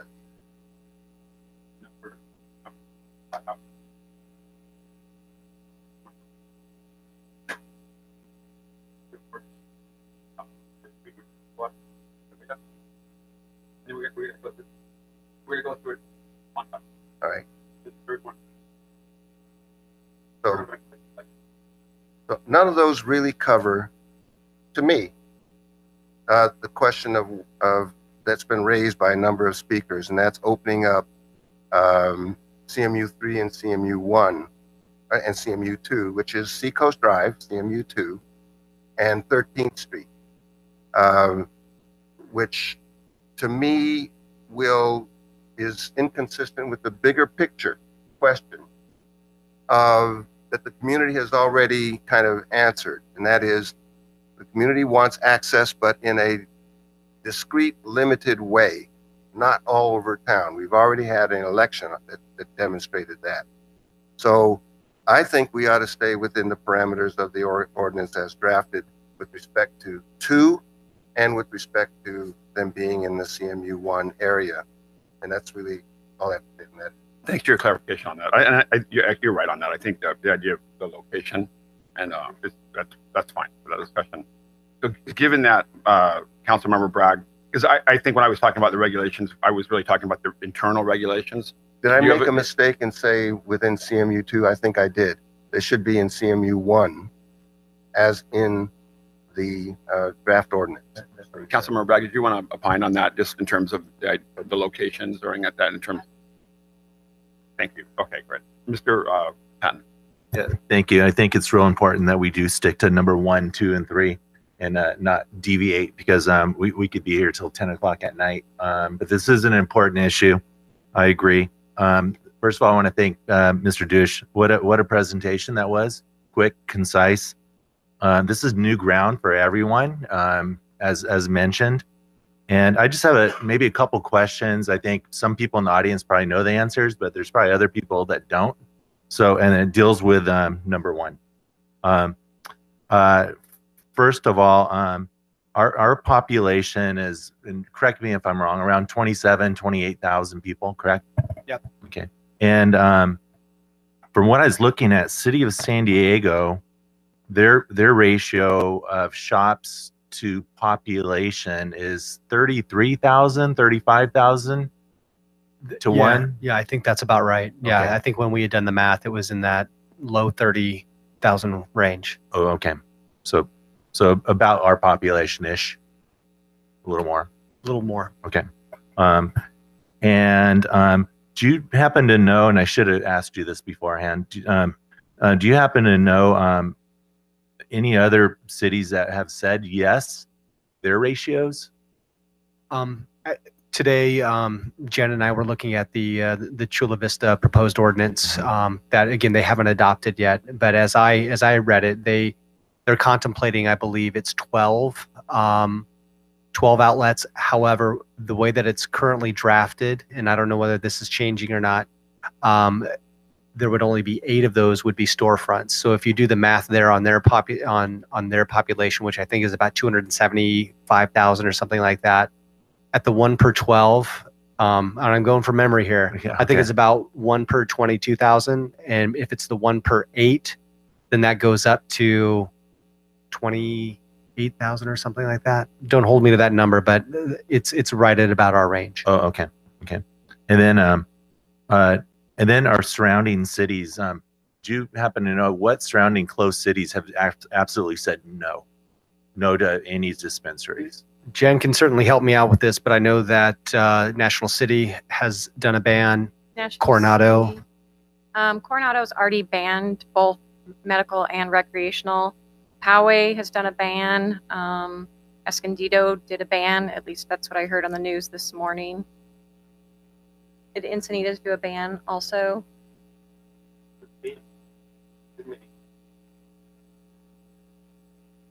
They banned storefronts, but they allow for growing because there's a high agricultural community in there.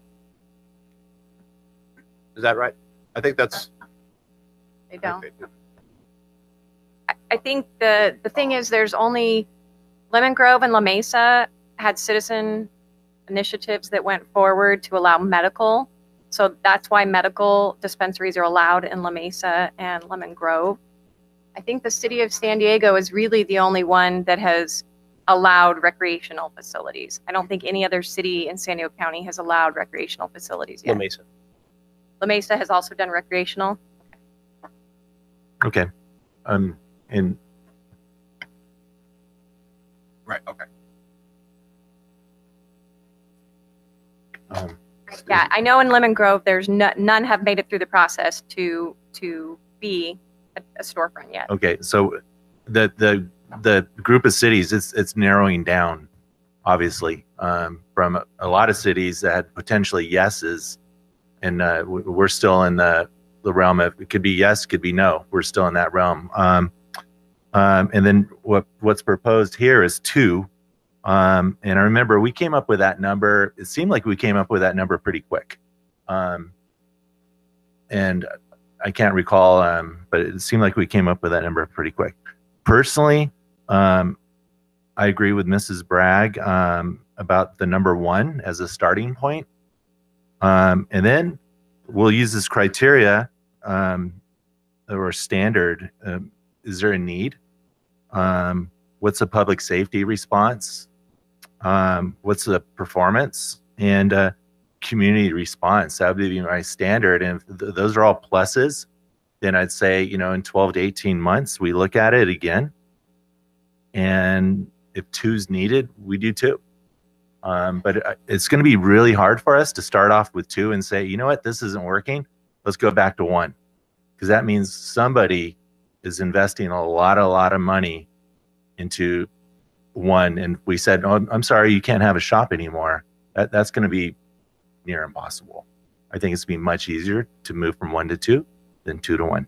Thank you. Thank you so much, Mr. West. Thank you. You know, this is an issue that's I've spent Miss Bragg and I spent a lot of time on, and it was a good thing. And I think it's important for us to be completely honest about all the people that we have spent time talking to about this. And I'm going to be really upfront about this. And I have spoken with pro-cannabis supporters. I don't know if it's because I'm an open person, but it seems like every person on the street has also talked to me too. And I would say that there are hundreds of people, and I need to be very careful when I talk about telling who I've spoken with, because I don't want to forget somebody and them to hold me accountable. So, you know, I have spoken with the ACP, Dallin. I've also spoken with Aaron Godbout. I've spoken with the Trimble family. They are some of our oldest families in Imperial Beach, and they're part of some of the first Swiss families to get here in many ways. So, and those were some of the local and Tracy, Marcus spoke with you too. But then on the other side of the coin, I've got a neighbor across the street from me who is an avid cannabis user, but he will not come out and talk about it. And he is the type of person who is retired, got a really good pension, great family, and he doesn't want to talk about it because he's kind of afraid to come out of the shadows, and he doesn't want to bust up his little collective that he had, you know, because he's got a place that he goes and he buys it there, and he's really comfortable about it. And I asked him, so how do you know it's good? Well, I know it's good. That's his answer. So there's a big deal about that. And then, you know, our community has a vast military personnel. So I made sure that I reached out to the VA. I reached out to a Mr. Steve Schultz. He's the head nurse for treatment at the VA. Steve talked to me, and it was very interesting when he talked to me because he's actually a recovering addict with 2 boys who he feels are on the edge of substance abuse. And he was really conflicted about this. He was really having a hard time talking about this issue, but he also felt very strongly that, you know, he has seen a lot of good things that cannabis provides to our military members, from PTSD treatment to calming and all these different things. So it was a really in. And then I really wanted to look at, we all talk about the economic. I think it's very easy for us to say things about that. But I reached out to Mr. Jack McDonald, he runs the city of Denver's Broadway Chamber of Commerce. And the reason why I particularly reached out to this community was because Broadway reminds me a lot of Palm Avenue. Broadway is a major thoroughfare. It goes north-south, vice east-west, but it has a lot of businesses on it that are really having a hard time. They are struggling. And for many years when I was a kid, it seemed like open up a business and would close down a year later. When they passed the cannabis, the Broadway businesses exploded. everywhere. They had restaurants. They had all kinds of different things. Now, though, they have really started to contract, and they've actually come back a little bit to where they have a very few select cannabis businesses that are working. And some of those restaurants, the ones that were good, stayed, but most of them closed. And we really talked about how the challenges of retail are so difficult in our community right now. We need businesses that are going to be different in many ways, because we can't have the same old business, because they are not able to compete with the Amazons that are out there right now. So I think it's a really strong thing that we talk to. And Palm Avenue is a pass-through road, very similar to Broadway, and I think that there is a lot of similarities, and that can be successful. And I also spoke with a lot of elected officials. I spoke with elected officials in Chula Vista, and I have to admit, I'm going to talk a little bit about that on our merit base, because I talked to some of the Chula Vista city councilmen who were discussing the issue that we had just with the merit-based system. But spoke with San Diego, Encinitas. The reason why we ended up with picking 2 like we did was because we reached out to a community called Louisville, Colorado. Louisville, Colorado is a city that is very similar to Imperial Beach population-wise. Has a very similar main street. And the mayor, who I happen to, we got to know each other because we both CU alum, University of Colorado. We spoke at length about this, and he felt very strongly. They have 2 recreational cannabis facilities, and they're looking at opening up 2 more. And the reason why they wanted to open up 2 more is because they have found that the cannabis had done nothing to their community except raise revenue for it. So so I spent Sunday riding my bike through Imperial Beach like I do pretty regularly.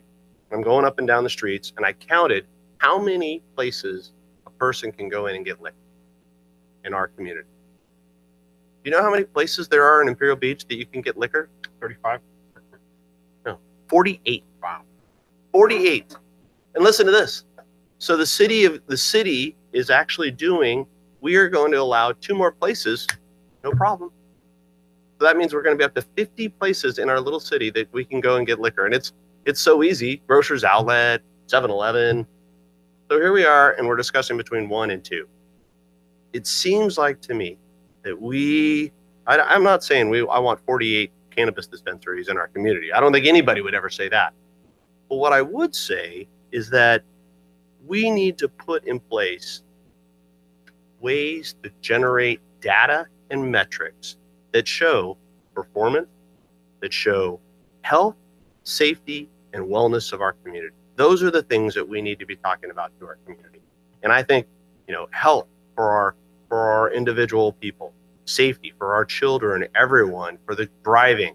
And it's very interesting. This morning, I'm riding in on NPR after 6 o'clock this morning. NPR was talking about that they're looking at ways to generate a driving test that actually measures marijuana. So it's coming. And we're pretty ingenious communities. Pretty ingenious people that can figure out ways to do it. So I think in 5 years, we'll look back and the cannabis industry will be very, very prevalent throughout our country. And we will look back and 2, 1, we won't matter. I am completely for making sure we manage the health, safety, and wellness. And I think my original thought process that if we were able to, I'm really worried about the seed sale of cannabis in California, because where did that first seed come from? And all of a sudden we allowed it, and now we're here. We had an opportunity, I think, to grow in our own community and actually provide for our community, which would really show that we knew the health, safety, and wellness of our cannabis. But I'm here with all of our council members, and I am going to say that I will support 2. But I want to make sure that we have data that we can move beyond this, that we have the opportunity to move for more in the future. So 2 with performance.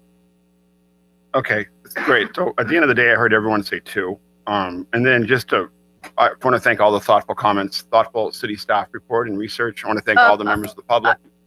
Oh, you said 1. I said no, 1. but didn't you? No. But I what you said said 1, is and then after a process 18 leading months, to you 2. could. That's what I'm saying. Right. Okay.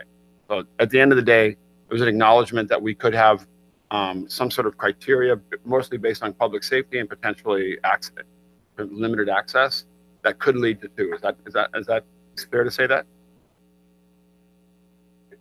Right. Okay. But I just want to make sure that 1. So there are 2 people that said 2. 2 people that said 1 with the potential to have an evaluation period that potentially could lead to 2. So I'm trying to balance this. Just to Mr. Spriggs, thank you for the eloquent discourse on what IB residents have made it clear. IB residents have made it real clear that they support legalization, they support decriminalization, and that's something I'm a really big supporter of. I think it's been interesting to see that since January 1st, our crime rate is the lowest.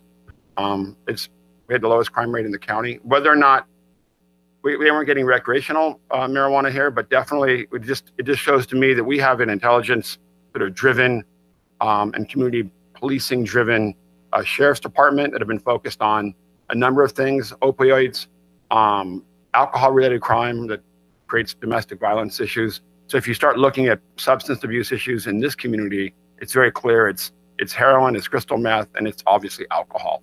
And so I've been a big supporter of legalization and decriminalization because, frankly, if you look at the criminal justice system in this country, it's very clear the disproportionate amount of African American and Latino kids were going to jail for small amounts of marijuana. And I think what's been interesting is that, again, since we've had legalization in this state, you've seen our crime rate drop.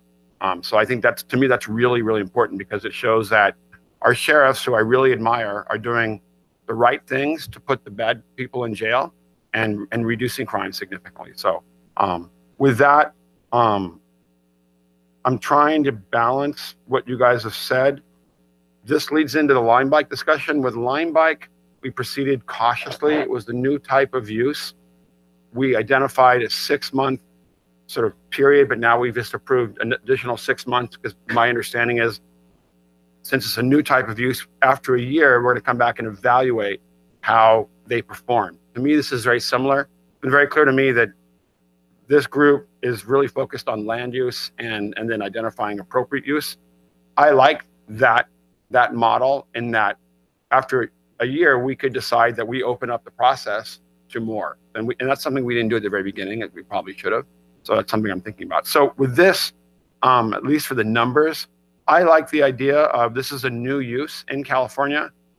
Frankly, I am concerned that we have reefer madness at the White House and reefer madness in the AG's office in Washington. That concerns me because, God forbid, we go backwards and start putting people in jail for small amounts of marijuana and then overturn California's very clear direction and other states and then moving forward and decriminalizing this issue. So I like the idea of being a little prudent. I would want to see if there's consensus that we could compromise one, and then being consistent with the other new use we've used in this city, which is the dockless bike sharing, that we evaluate after 12 months and then decide whether or not to move to 2. I don't know if there's any consensus that if we could live with that. I heard 18 months. I'm not clear about why 18 months, but I like the idea that possibly we could do 1, have a 12-month evaluation period based on, it seems to be a public safety criteria, and then move to 2 if we decide to approve it.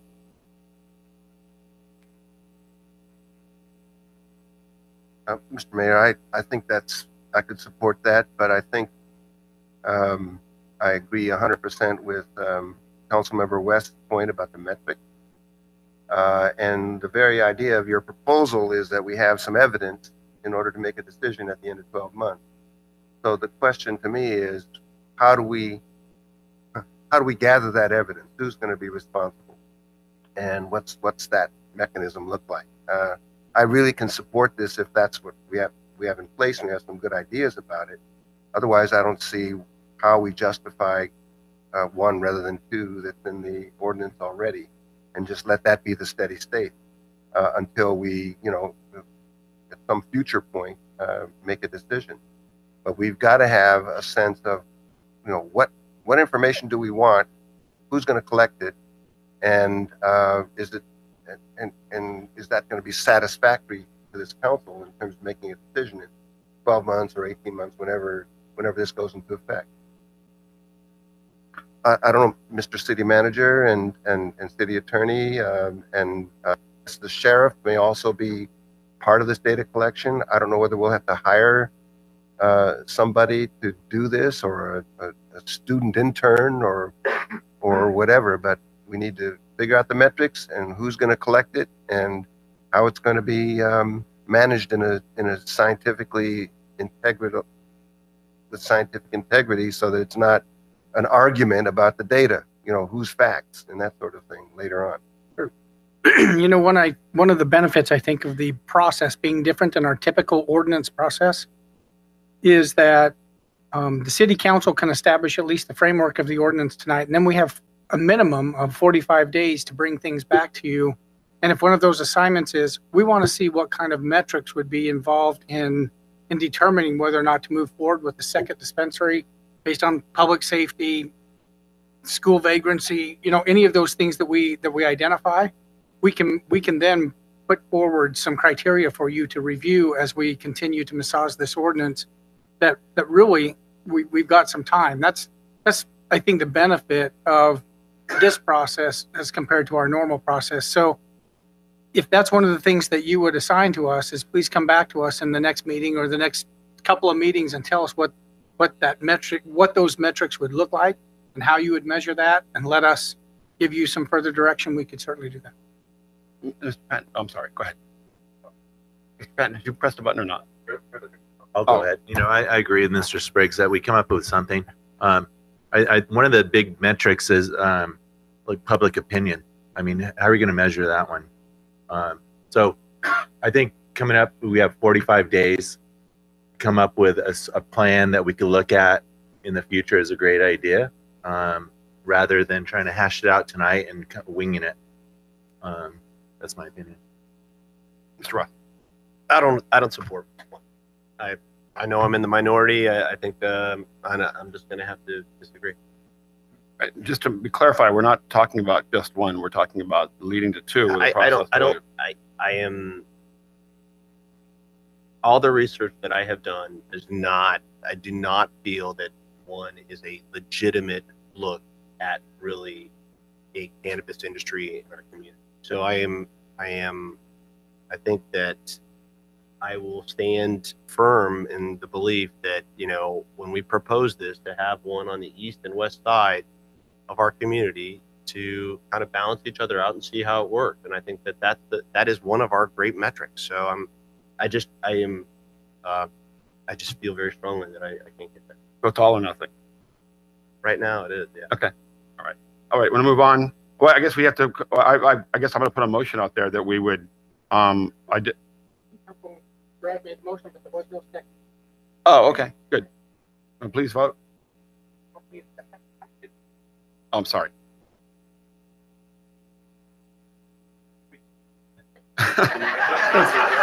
One with a 12-month evaluation period, and then we'd come back, and if the evaluation period, we have this criteria that we evaluate would be okay, positive, then we would have a second one.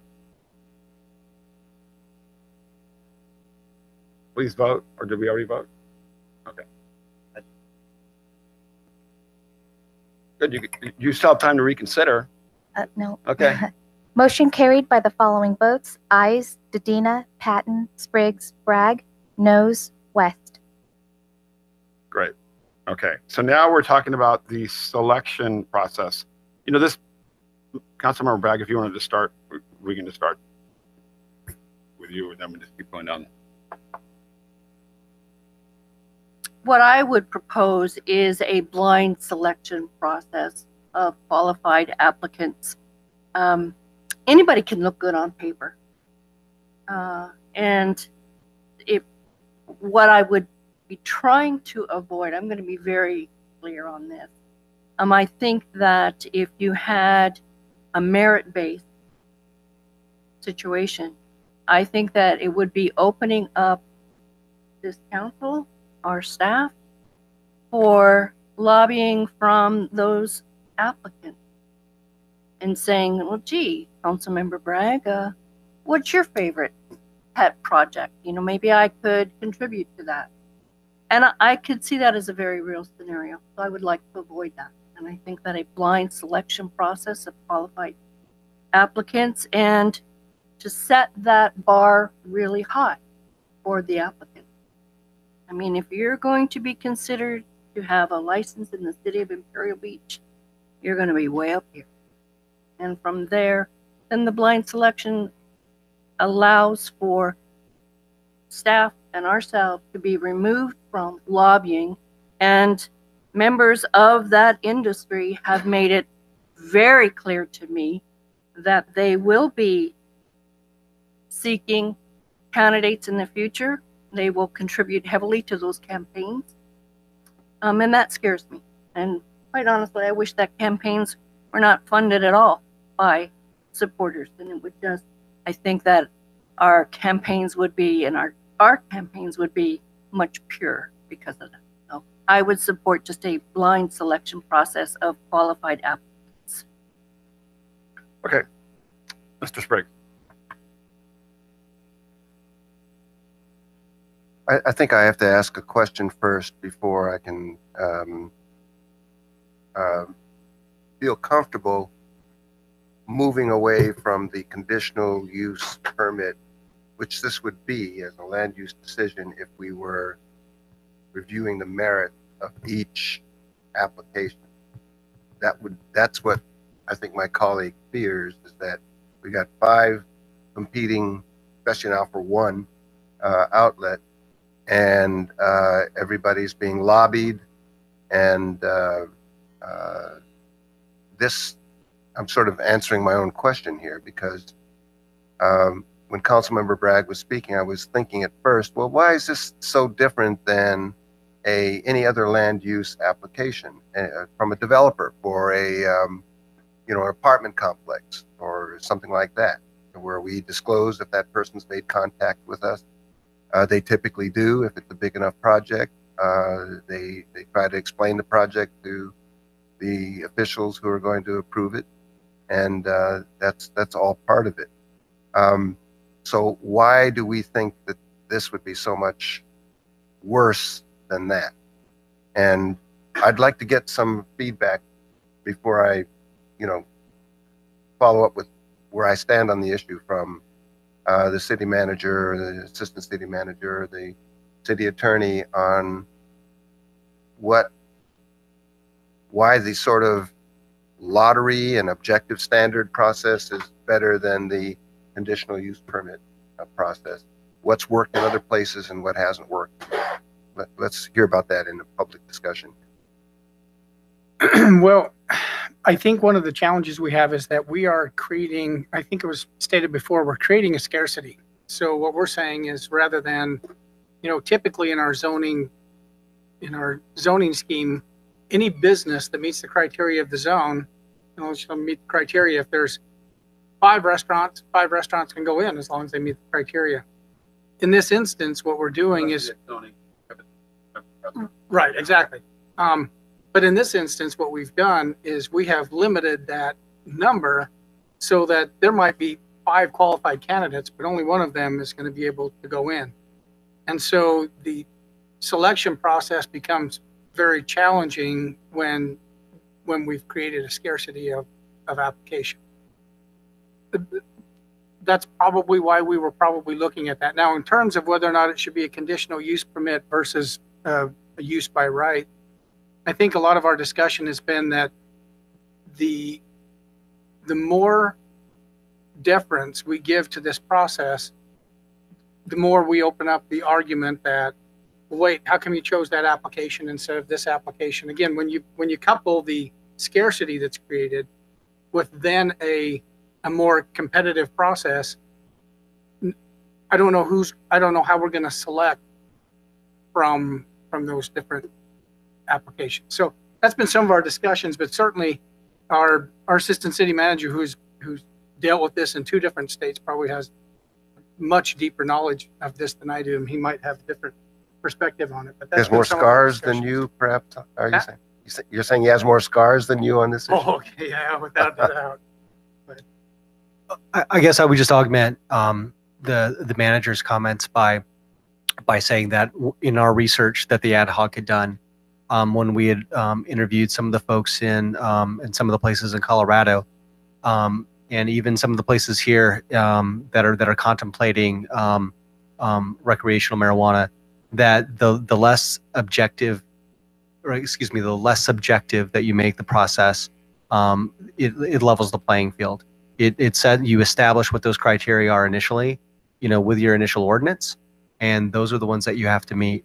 And again, trying to keep it like a land use process where if you meet these criteria, then you're able to get it. But then, like Andy had indicated, that if there are 10 applicants and they all meet our baseline criteria, it then becomes a question of how do you select that? And that's where we got into this notion of a selection process, a random selection process. Having a land use decision, like a conditional use permit, and those of you that sit on this council have dealt with land use cases before, and especially conditional use permits. There is a lot of gray area in terms of meeting some of the criteria with the conditional use permit.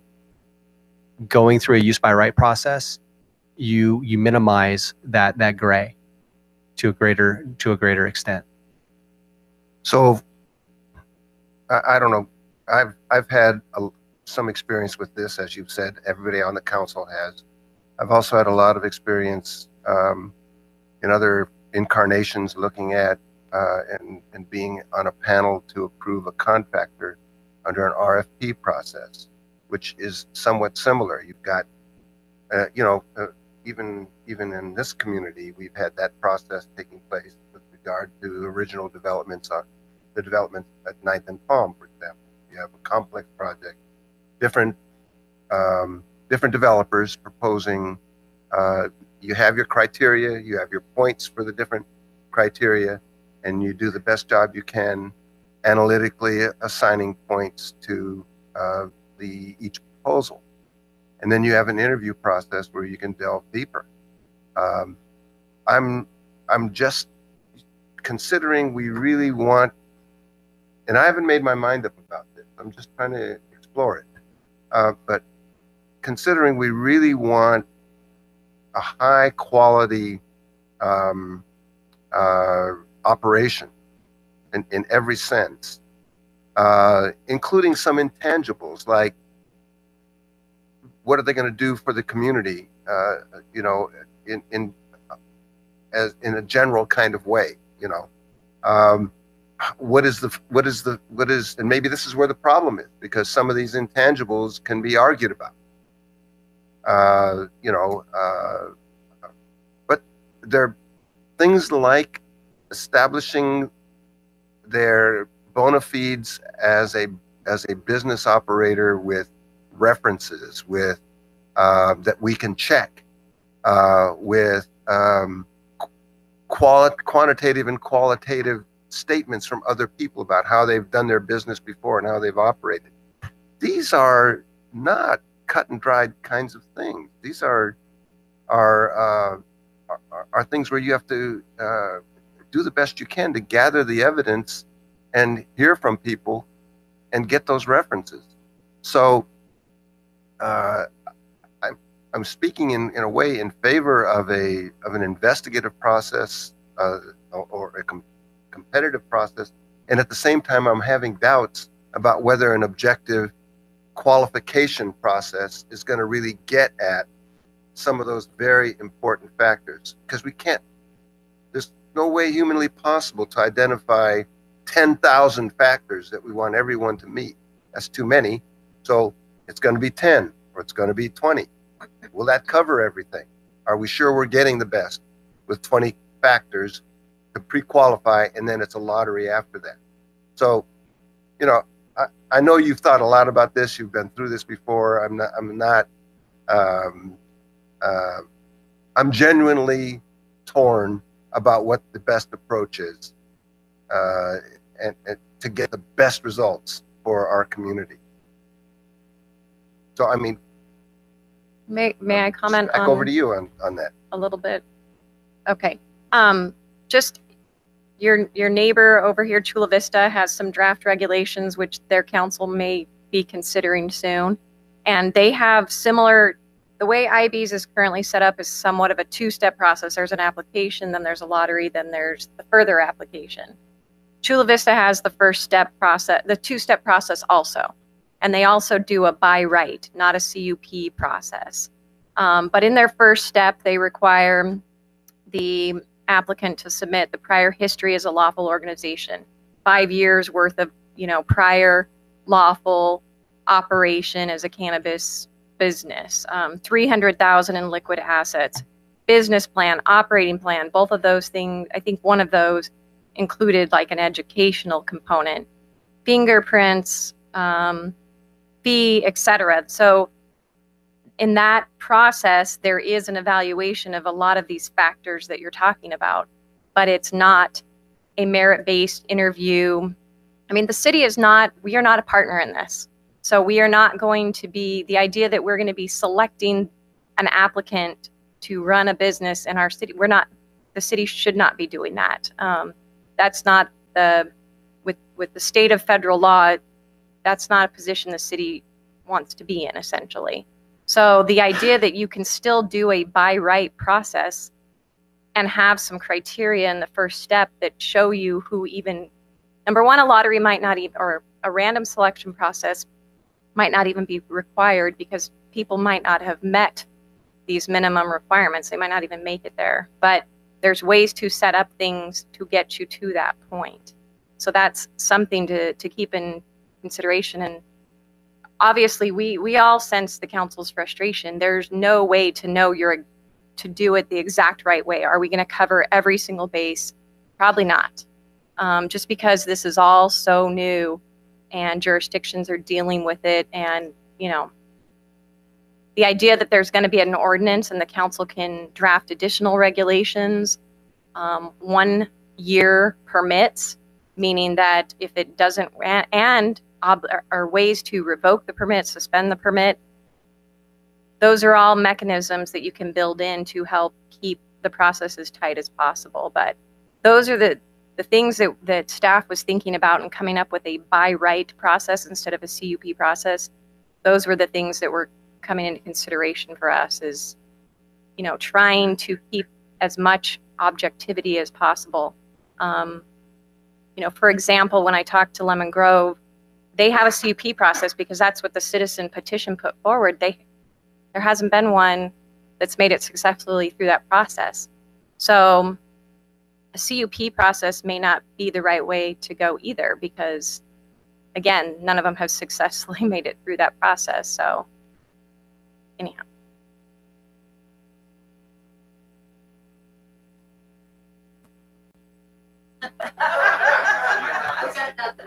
I mean, I just want to make sure I'm clear because I'm feeling a little bias on the response we're getting from staff and the city attorney. Everything we do in the city is based on identifying people based on merit-based qualifications, and like you identified with RFPs, that's how we choose people to sit on boards, and it's worked out very well. It's actually a fairly objective process in that when you start evaluating point-based merit system, the best proposals generally come out, but I'll leave my feedback for my turn. But anyway, I'm a little concerned about the bias here. That's all. Yeah. Here. So by right, and we establish these criteria that we'll only consider those who meet or exceed it. Now, is there, get a little bit into the process here, do we hire or do we do an investigation to confirm the validity of the assertions in those applications in order to qualify them? Or what's the process for verifying the criteria being met? How deep do we go? It would depend upon those established criteria. What I'm picking up in terms of what the questions that you're putting forward to us relate directly to some of the elements that Jen had pointed out in the Chula Vista ordinance as it relates to what are some of those criteria. So depending upon what that criteria is, it would determine how deep one would need to go in order to make sure that that was achieved. For instance, if it was a very binary decision, like, you know, can you demonstrate you have X amount of dollars in liquid assets? That's a pretty straightforward objective criteria to meet. If it is a different criteria in terms of one of the notes that I had made that you were speaking about is, you know, recommendations or references or something like that, that may be a deeper dive and a little more difficult to sort of understand or get to. So it would really depend upon what those criteria are that we're seeking that establishes what that baseline applicant is. I would imagine, this is the last comment, I would imagine that financials are not going to be easy, considering that the banking system doesn't really support this industry at this point. So you can't get bank statements. You can't verify. That's a great point. That's a really interesting element. I'll certainly be checking with our colleagues in Chula Vista to understand that element. Okay, I'm done. My turn. Okay. Mrs. Bragg, thanks for being on point there. Mr. Sprague, some good points there. Ms. Lyons, I really liked a lot of the by right process. So there are many things I wrote down. A lot of people in the audience talked about merit. It seems like you'd need many of those merit items to be on that list. Is that correct? Yeah. And then things that were super important to me: honesty, integrity. That's subjective, you know, and but those are important to me. And you know, but I don't know how that would fit. Giving to the community is important to me, but again, that's subjective. References, I think, you know, that could be very subjective at times. So just to be real quick, I'm just teetering on where to go on this because it's so complex. I do like the by right process, getting the right group onto that list.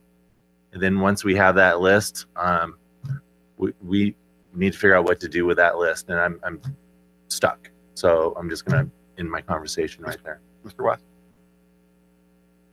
The city attorney, Ms. Lyon, when you read the City of Chula Vista's, I was speaking with one of the council members. My mic's on. Sorry. Is that better? Can you hear me? Okay. I never thought people had a hard time hearing me, but isn't there like a hybrid kind of model that has some merit-based that used a lot of the performance metrics that we are kind of looking at as far as, you know, selection process that we want to, how is it going to get back to the community, demonstration of business success, cannabis industry experience, and then I have a feeling that since we're only going to have one of these, that you're going to have multiple applications that are going to end up. And at that point, if you had could you go to at that point, a lottery system? Because I know that the city of Oakland, I think they had put together a merit-based system. And Ms. Wilkerson, I'm kind of looking at you because I know you've kind of studied this a little bit, but I think the city of Oakland had a lot of problems. They put a merit-based system out there, complete merit-based, and then they got sued too, I think.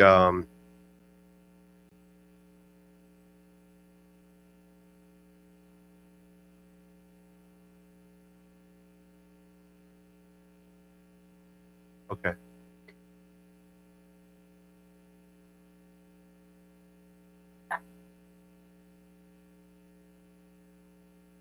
Okay. Thank you. Okay, so what I think and just to be brief here to speak, because we've kind of got this point, I I have said, and Mr. Dush knows this, when this was brought up to when the ad hoc, I immediately said I want a merit-based system. And I would like to see a merit-based system based on the performance metrics that Councilmember Patton and all of the council has talked about. But I think that at some point we are going to find out that we're going to have a few of these, and then at that point maybe we look at a lottery at that point. So we go through a performance-based, and then maybe do a hybrid of it where you're actually doing a selection at that time. So that's where I'm now more confused than ever. I get you're focused on the final for the first one is merit-based. Is that correct? The merit-based, if we end up, I think we're going to end up with multiple people that are going to be qualified for this, that are going to be very, very close. And I think we're at that point, then we'd have to do something that is almost like almost like a lottery system at that point. But no, you're advocating. I'm still confused. Are you advocating for merit-based or lottery? I think we're going to have to use two stage. You would get with a complete merit and then go to a lottery. See, I'm the opposite. First of all, the Olympics, they're all qualified to be there and they're all awesome. And Shaun White blew everyone away in the half pipe competition. And I think I was elected for a reason, and that's to take on the responsibility of handling these decisions. I'm not comfortable with the lottery and choosing a really important land use decision. I just don't think that's, I'm not comfortable with that because I've seen sort of a bureaucratic process work out in terms of producing a design, and frankly, it's awful. We get here and we were elected for a reason. That's to give our feedback based on our amazingly good taste, but connection to the community and historical knowledge of how things look and how they should look, and what our constituents are saying. And so for me, at the end of the day, it's a land use decision, and it's a design, it's subjective design criteria that needs to fit within the rest of the community. I'm uncomfortable with 5 designs having a random selection, and you could just get a really horrible design that ultimately we're all responsible for. People are gonna go, wow, you guys, at the end of the day, our constituents aren't going to care that we had this random lottery. They're going to go, you guys chose the ugliest looking dispensary in all of the United States. Congratulations. Why did you we elected you, and you guys all allowed a Homer Simpson style dispensary that belongs like in Las Vegas versus an IV. So I guess that's my thing. If we really, I like the processes. The transparency in the city is very clear. We have a very subjective process for choosing RFPs and consultants. ACOM, for example, I wasn't involved in that, but I was confident that the subjective criteria that was used was transparent. Been very impressed with the way this council has thoughtfully chosen people to sit on boards. It's a very subjective, merit-based process.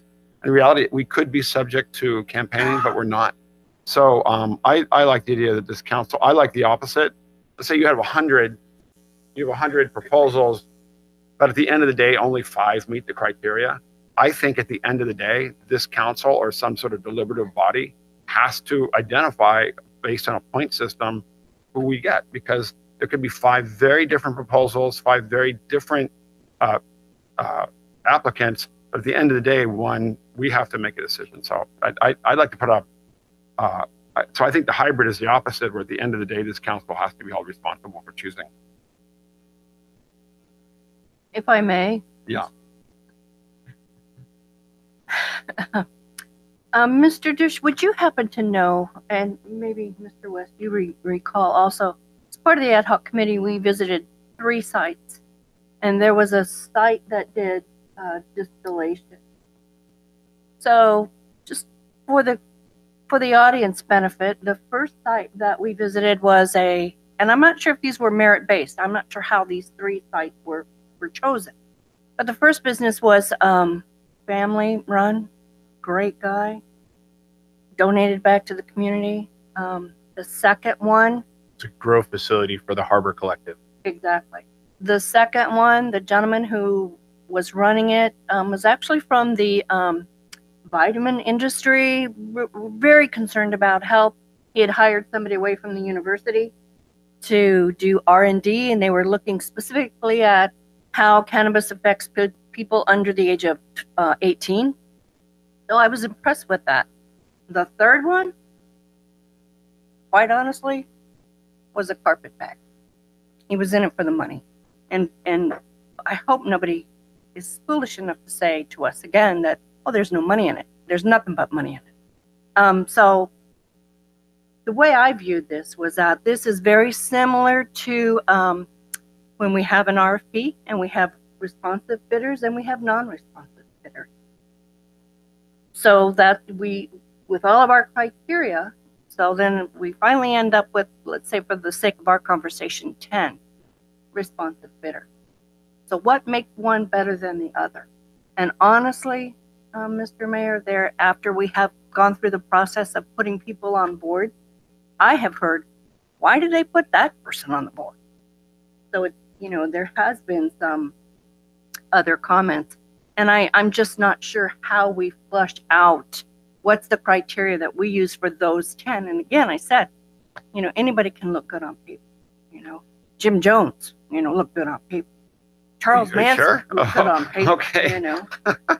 So it's some, well, he had many followers. There was plenty of people who did follow him. I'm just not convinced that we can subjectively pick the one, and that's why again I just keep leaning back forward. I guess having my wife's family lives in Colorado, and so I made a point of really evaluating places in Colorado. Good friends of ours who I grew up with since we were kids, and his parents were friends of my parents before we were born. They live in Denver, and what they said very clearly was that for them it was a zoning issue. They weren't against, they favored recreational marijuana. They liked the dispensaries. What they said is they were tired of sketchy places that just didn't meet neighborhood zoning standards, and that's at the end of the day for me. That's the issue. When I look around San Diego and see the dispensaries, because I have done research as well, and I'd say maybe there's one or two that look nice. The rest are, frankly, there's a lot of sketchy dispensaries around. So for me, it's really, given the history of land use in the city and some of the horrible buildings that have been approved, apartment buildings over the last, 60 years, I just want to make sure that this council has, you're right, it is subjective, but at the end of the day, we're choosing something that looks like it fits into IB. We make subjective criteria all the time. And you're right, maybe some people question the selection process for advisory board members, but it's based on a point system, very clearly. So anyway, I'm just not comfortable. Again, we could get like the Weed Emporium, Jeff and Akbar's Weed Emporium. It looks like a cartoon and not something that's nice. But the only thing I would say, we did put some, we put some building standards that we put in the ordinance. We wanted to make sure that any build that was done, we wanted it to be at a minimum LEED Silver certified. That's not how something looks. No, but I think what Mr. West may be getting at is that might be the third component of what we're talking about is the actual regulation. So I made my preference clear, but is there? I'm hearing a combination of both. So is that something that I'm hearing what you're saying, Mr. Mayor, and I think it's really where the top candidates pop out, right? If all top three going through the objective process have great architecture, great business plans, great financials, community-oriented background, professionalism all the way through, and it's literally almost all things being equal, 6 of one, half a dozen of the other, so that it's literally arbitrary which one of them gets it, then let the arbitrary process work, maybe, rather than us trying to figure out amongst these 3 outstanding proposals that meet all the criteria, how do we decide and how do we not get sued?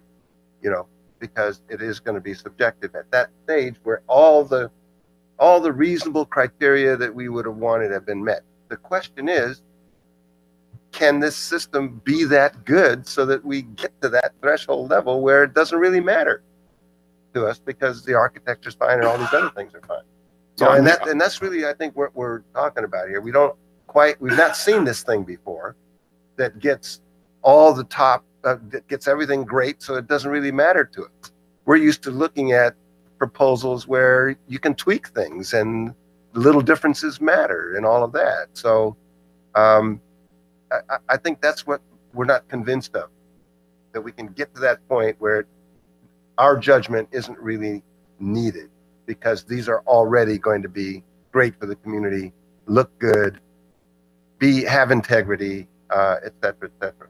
So I'm obviously open to compromise. So I want to make sure I'm clear on hearing. It sounds like Mr. West and Mr. Spriggs, you guys are open to, and maybe others are, to some sort of hybrid process. Is that what you're talking about?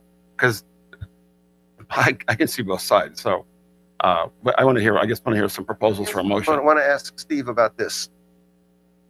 I almost need a whiteboard though. I'd love to have that whiteboard so you just can figure out, you can explain to us how you narrow it down. Is there any way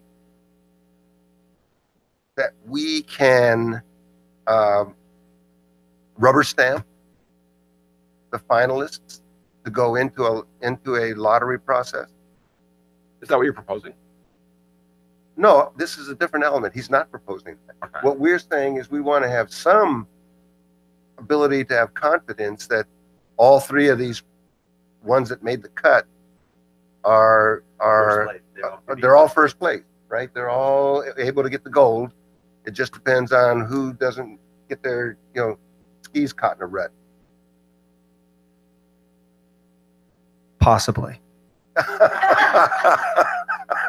Steve, can you just walk through now what you're? Yeah. I mean, we Yeah. have a proposal on the table, so I just want to make sure what So- you're talking about now. Maybe we're all in agreement. That's fine.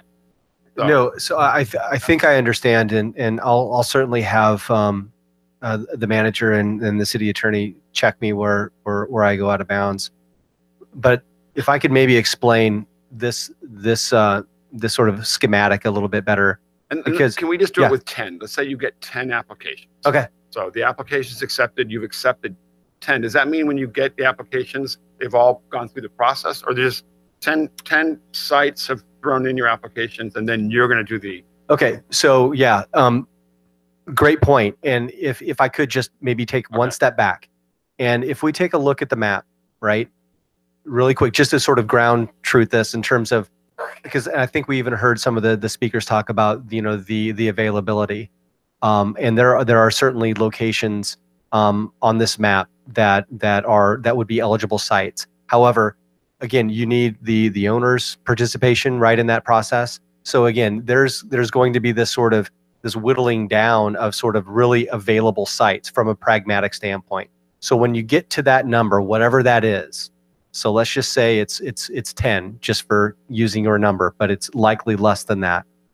You go through that process and you go through this application process. They would have to meet all of those ordinance elements that we've already manifested in there. Mayor Pro Tem West has already identified some of them in terms of the equivalency to a LEED Silver, the charging stations, the location criteria. There's even an element in there about architectural design, achieving classic Southern California, stone and wood and those elements, so it doesn't look like something you don't want it to look like, right? So it has, it's not like Jeff and Akbar's or the Homer Simpsons weed shop. And again, a lot of design is taste and preferences, but I think we understand what. But I think we understand what that notion is.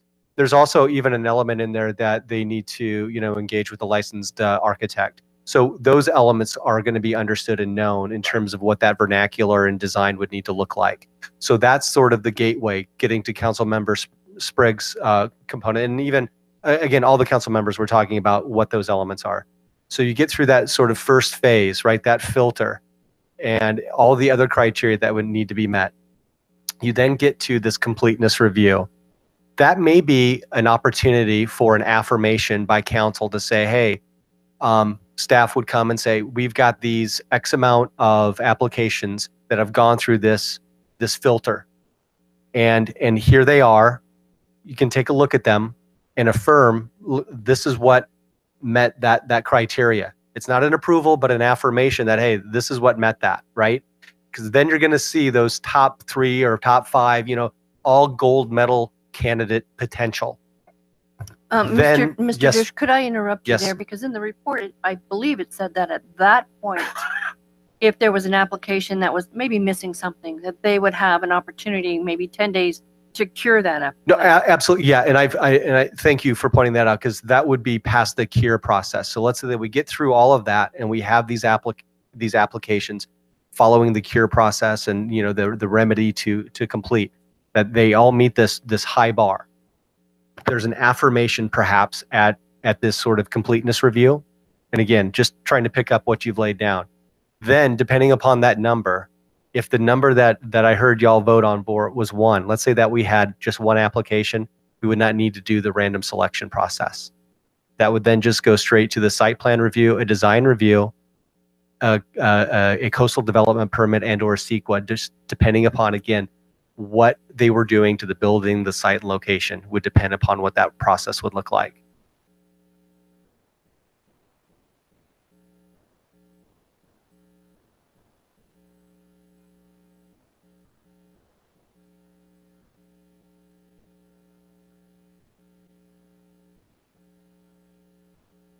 I would phrase it a little bit differently. I would say that here are the 3 that we have deemed that met those criteria, and we're showing them to you as an affirmation that, hey, these met these criteria, and we would sort of demonstrate what that looked like. So so procedurally, it would be an information item to the council. It wouldn't be an action item. Right. It would be an acknowledgement that, hey, these are the ones that met that bar. So again, as a practical matter, how that would be met, it's unlikely, just like it's unlikely now that staff brings you applications that don't meet the code criteria. So again, there would be for case, because well, and again, that's perhaps one of the most subjective elements out there, which is why the criteria that we place that's in this sort of draft public review ordinance right now talks about getting an architect to understand what sort of classic Southern California design is. It meets those LEED standards. LEED standards drives that a lot of design. You know, you're going to get windows and natural lighting, and it's going to talk about fenestration, you know, placement of doors and windows. It's going to get into that, and it's going to yield a design that is not unlike what this council has shown before in terms of its desire to like sort of classic, enduring, timeless design. So those are the things. Now you can try to get to, and I've seen codes that are this thick that get into, you know, a form-based coding system that says X, Y, and Z, and then you get everything that looks like X, Y, and Z. So what is manifest in this proposed ordinance does not do that. It's more organic. But again, I think we can get to a point to where it achieves a design aesthetic that allays the concerns that I've heard you express. Do we have an option for a motion to move forward? Not quite. I just said, can I make a comment? I like what you're saying. My question is that you're only there's going to be 10 people standing in line saying, okay, here's the first 10, and let's say one of them meet that criteria, then you guess we're picking that one. So that's my fear. I think we should open it up and then vet them out. You know, who makes it, who doesn't. We do that though. I know, but if you say we're only taking 10 applicants, is that what you're saying? No. I was saying The if there 10 were was 10 just a hypothetical Okay. number. Okay, hypothetical. That number could be 10, it could be 2, it could be 1. But your point is well taken, that out of that number that are ultimately submitted within that application window, there may only be one that yields a gold medal standard. Gold medal. The Olympic theme. Got it. So I'm comfortable with the process I've heard. I want to make sure that if we have enough. Is he outlining something different than we got on the ordinance, or another element? I think it is different, and I would defer to our city attorney on that, because the process in the ordinance does not include a city council sort of information item. I think what we are, I'd like to move, maybe if we can just move it forward, that we adopt the process in the ordinance with extremely tough criteria to get to the completeness review. But then at that point, after the completeness review is done and the background checks are done and all of that stuff, that the council gets an information item where the remaining proposals, the competing proposals, or even if there's one, before it goes to the final selection, that we see, we have an information item where we can see what we're getting. That's my motion. Is there a second? Second. Please vote. Oh, I am, for discussion, I am still not clear on what the process is, so. If I could recap just what I've heard, just so. Let's start with 10 total applications. So it's just an easy number to think about. Okay, so we have 10 total applications. Yeah. Staff reviews them, gives a chance for them to be cured in terms of any incompleteness, just like we would any other. Curing might not be a good word to use. Maybe a different one. I think curing is the word you actually use when you deal with it. No, it's double time. Never mind. Just continue. Okay. Oh. So there didn't get that. There are 10 items. There are 10 applications. We go through and we review them. We get to the point to where there are ones that meet the criteria or they don't meet the criteria. At that point, if they meet all the criteria, the gold standard that we've established, these criteria that need to be augmented, like we've talked about, we bring forward to the city council an informational item that says these are your 3 medalists or 1 or whatever the case may be. Here's the number from the 10 that came in that meet the criteria. If that number exceeds 1, then there has to be a random selection process. If that number is just 1, that random selection process is not necessary. And then it goes through our regular process in terms of, again, depending upon what they're doing, site plan, design review, coastal development permit, CEQA, then construction. So that's the motion. I don't know if there was a second. Yeah, we got it. Thank you for asking for the clarification. Please vote.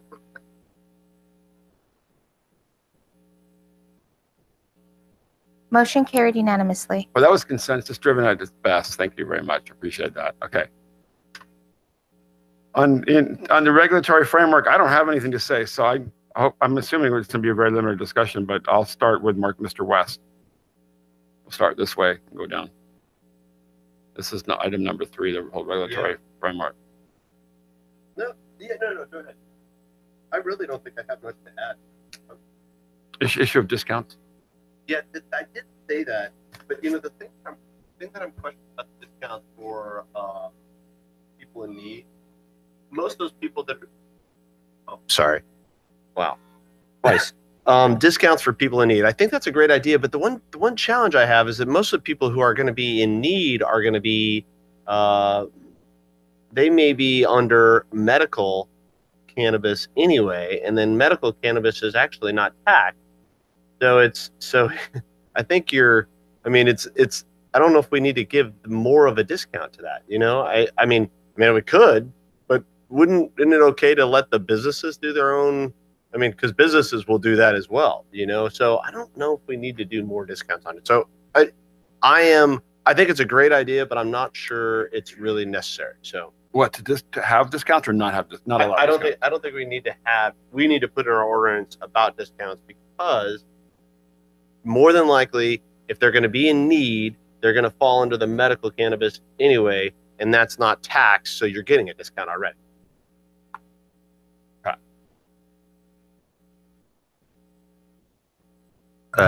Time we talk about the setbacks. Yeah. So let's talk about our proposed is 900 feet, and the minimum is 600. Is that correct? The state minimum is 600. 600. And then, we could go down to 800, and I guess we could go, the sky's the limit, obviously. So where did our 900 feet come from, and why isn't it, say, 800? The 900 feet came from when we were working with the folks who submitted the petition. The 900 feet was in that petition number, and we had maintained that throughout this process. My understanding is that the petition in other locations, and I think even Chula Vista's, is 1,000 feet. Yeah, right. Okay. And then Can you show the one map that has the zoning with all the 900-foot bubbles on there? And how would that map change, say, if we, I think we talked about possibly adding, or some people asked about C2. Where does that come in? Like what area would that go? Is that going down Old Palm Avenue a bit? That's going to be Seacoast Drive area. And Old Palm. Yeah, that curves around to there too. Okay. Yeah. I'm just trying to picture it in my mind's eye. Okay. Anywhere else? Then there's the CMU3, which is in the location around 13th and Ivy Boulevard. Okay. Yeah, that's all I have right now. And just something to think about myself, that those numbers. So just for the information. Thank you. Mr. Berg. Yeah.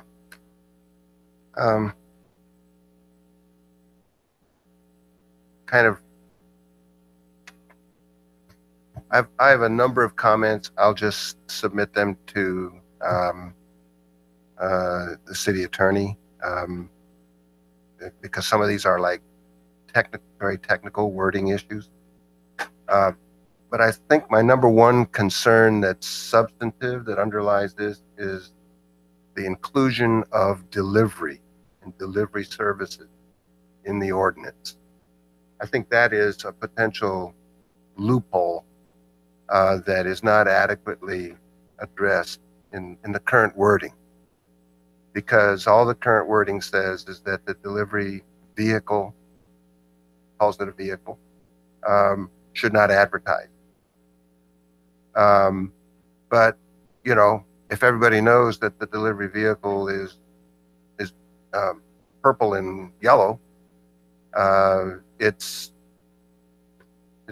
going to be advertising. If it's making music like an ice cream truck, it's, you know, it's in compliance, but everybody knows what it is. And if it's allowed to deliver, to create orders as it goes and deliver to those orders, then we have essentially got a mobile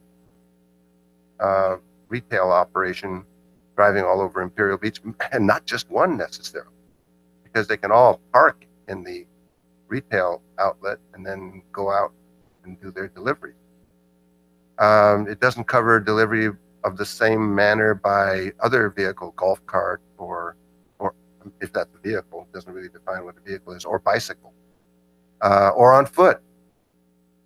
So I just think that the delivery issue is fraught, because you can't really monitor who's it being delivered to, what their age is, whether it's ad hoc, or, you know, just people, you know, seeing the truck next door and they go on out, you know, here's my form, I want some right now, or even not a form. I don't know what it's just not enough detail in there to address the concern that we really have a free-for-all potentially, because delivery is allowed.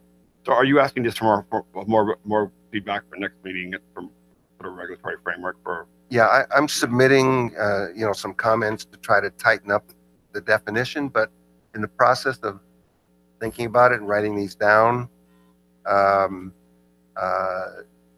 almost coming to the conclusion that we shouldn't allow delivery. It should be pickup only, so that identities can be verified, data can be kept, etc.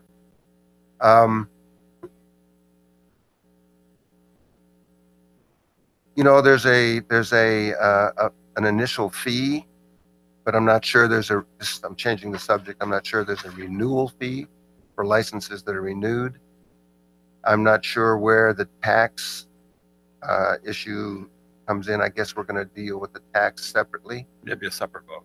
As a separate matter. Or I think if you had to a citizen-driven, yeah, citizen have to vote for that. There's in the maintenance of records section, and I'm almost done. I don't want to go through everything. There's no There doesn't appear to be a reference to what kind of financial records specified that need to be maintained, and that those are to be part of the records retention clause that's in there. And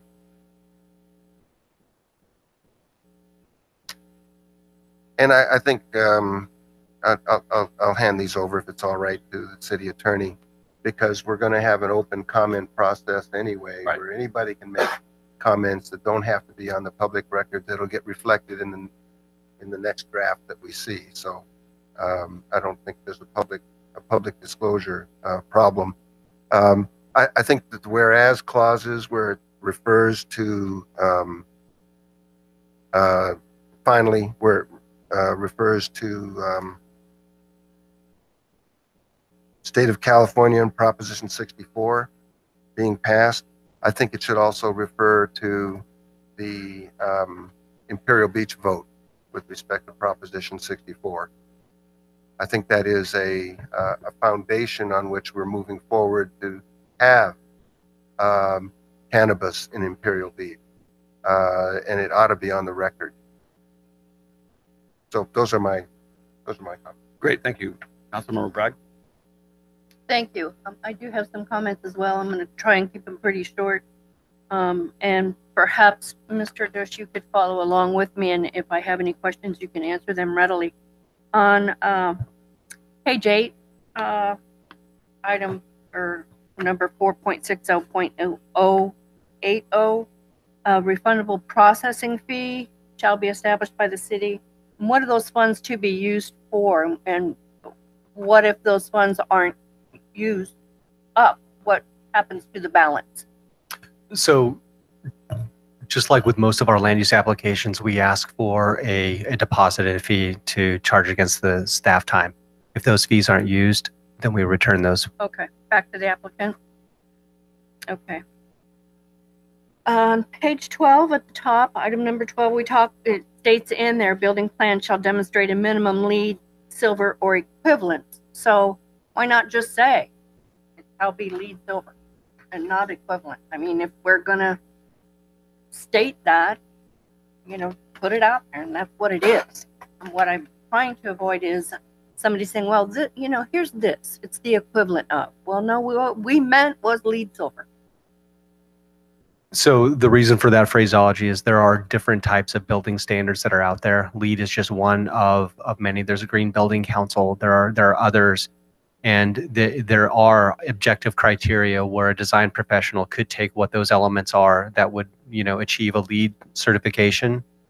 And we're not asking for the building to get certified, because the certification process is a paper process that takes a lot of money and time to just go get like the plaque.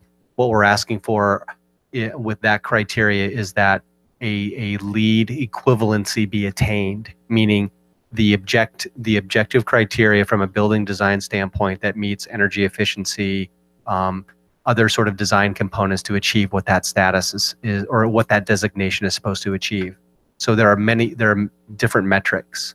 Okay, so are you saying those certificates are interchangeable? Well, they're from one to another? Well, it's not. So LEED is a standard, like a brand, like let's say Kellogg's, right? And Kellogg's, let's say, makes Apple Jacks. That may not be the case, but then there's also somebody else that makes Apple Jacks, but they don't call it Apple Jacks. It's still pretty much the same. What I'm getting at there is that if a building has to be, if it's not going to be remodeled, it's going to be built from the ground up. I just want to make sure that if that retail cannabis use went out of business, that the building that is left, the shell, is top notch. Right. Yes. Exactly. What it addresses exactly what the mayor was talking about. Gotcha. Okay. This is on page 14, and it was just a comment that I wanted to make as far as advertising on vehicles. And I don't know if many of you know, I do work on Camino del Rio South. There are 4 retail outlets on that stretch of road. One of them uses a parking place out front and all that's on there is a white banner with a green cross. So not probably breaking any rules, but I just want to make sure that we address that surrounding parking spaces are not opportunities for advertising for these businesses. And then we talk on the same page, third or second paragraph, item number 3, talking about the more than 2 violations within a 12-month period. For generating the order shall be revoked. So that's 2 issues, 2 violations on the same issue in a 12-month period. Is that correct? It's not. It's only dealing with odor. I don't have that section pulled up. I'm sorry. Page 14, item number 3 of your staff report. You can get back to me if you'd like. I was pulling up a different. Okay. And then on page 15, letter number 16, it indicates that there should be a daily bank drop that includes all cash collected on that business day. They don't hold over more than $200. I'm not sure that I know these businesses are not making bank drops, as Councilmember Spriggs pointed out. One of the ones that we visited said that there was an armored truck that came every day. And of course, different times every day, so nobody knew, but that was problematic. And so I'm not sure about that bank drop wording being in there. And then Councilmember Spriggs brought up an excellent point about the delivery issue that I had considered as well. I do know there is somebody in this community who is delivering cannabis without a license, and their driver was robbed. Did they report that to the police, to the sheriff? No, they didn't. But what it brings to mind is that if there's a driver with cannabis, with cash, does he also have a gun? I mean, this is to me, a very problematic issue. So I don't recall that I had supported delivery in the community at all. And then on page 19, we're talking about, again, regulatory actions and the issuance of a verbal warning, a written warning. I'm not sure that why would we even give a verbal warning? Why would we not go straight to a written warning? And for elected tickets, that we said, Mr. Spriggs? Yeah. Those are my comments. I too will probably have some more for the after the draft, during the draft period. Thank you. Steve, one thing I mentioned at the last council meeting was there were many dispensaries doing, they had bags, they were called lock bags, meaning when somebody would go in there and get their marijuana, they were provided a bag that actually had some sort of lock on it, a child-proof lock. So when they got home, there was no way that somebody else, a child, could get into that container, much like a bottle of pills. That's a state law? I don't recall hearing that state law. Mr. Oh, well, they made a real big deal about it on the news, so it didn't seem like anybody was doing it. I'm sorry, is in here on page 15, number 12. Okay. All cannabis and cannabis products shall be sold, delivered, or otherwise provided to customers in child-proof packaging / lock bags. Perfect. Or containers in accordance with state requirements. Mr. Mayor, if I may, I wanted to perhaps encourage Ms. Wilkerson. She had some really good ideas also that I think that we may look at. I'm not sure if you jotted them down, Mr. Dersh. I tried to as she was speaking. She was speaking pretty quickly about the indemnification and the identification cards for employees. And I did not see those in our regulation. And just again for the audience, when Councilmember West and I had visited these facilities, and you may think that, boy, they're really getting deep into the weeds on this stuff.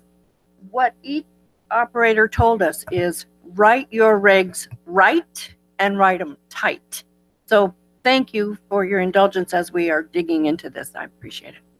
Mr. West, I do have a final comment. Yeah, I just want to make sure everyone's given some thoughtful comments. Mr. Spriggs, you're giving your list, your legal brief.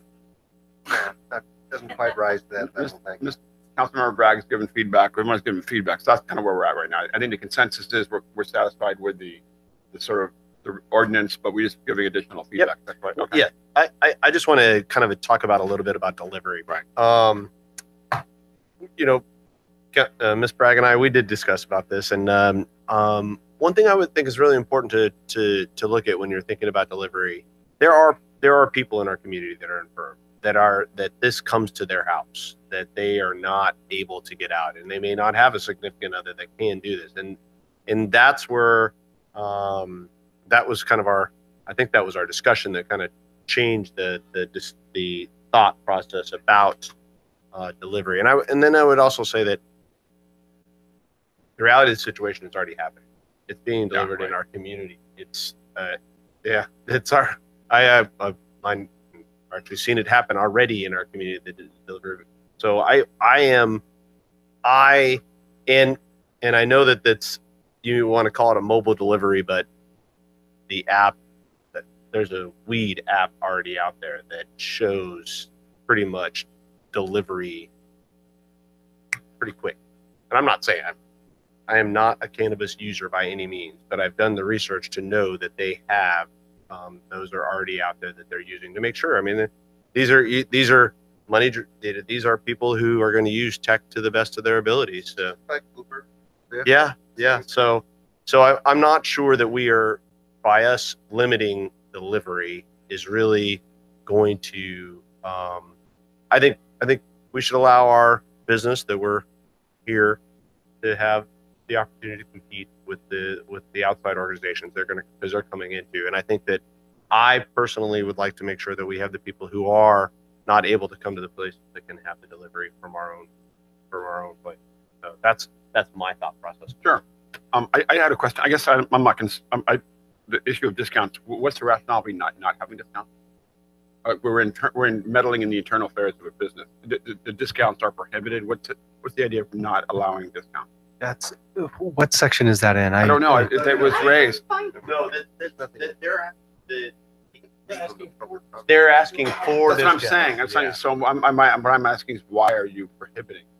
We didn't think it was necessary because we felt very strongly that most of the people who are if they're gonna need, well, I wouldn't say we really went into That's what I'm saying. Right now, as the ordinance stands, you prohibit discounting. No, we don't prohibit. Oh, I'm sorry. Then why not addressed at all. Yeah. Then why was it brought up by Mark?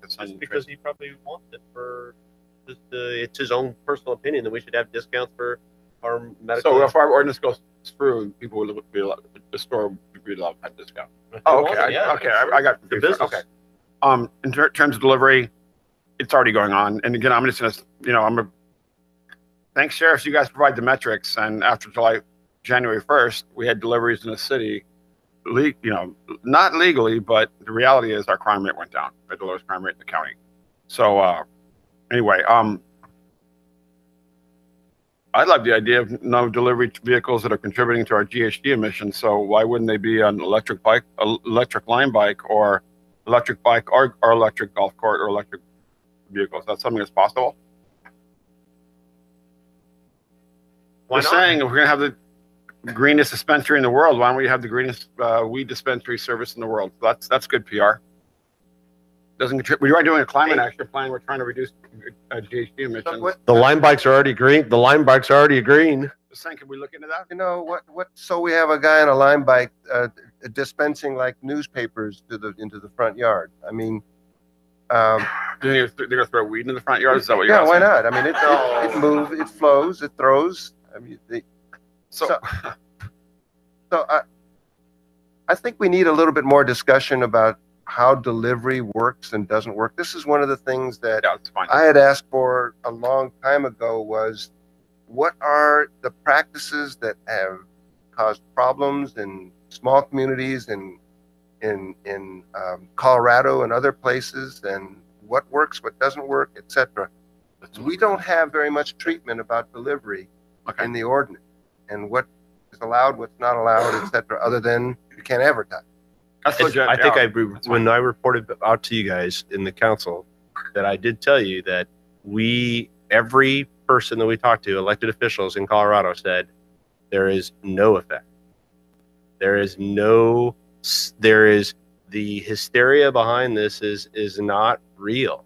It's, and I was kind of, I remember specifically saying, you know, the one thing that the mayor of Louisville said to us was, he's seen no crime raise, no issues. It's just like any other business. I think he's just talking about delivery, though, in terms of, are there any issues, structural issues that with delivery, the regulatory framework with delivery, that we can make sure we just have best practices. That's all. I think that's what you're saying, right? That's what I'm saying, Yeah, but it does that's fine. arise out of both fear and ignorance, I must admit, because I haven't, you know, studied this that thoroughly about what happens elsewhere and how delivery takes place. No. I know you didn't. I thought that you didn't say that. I said it. I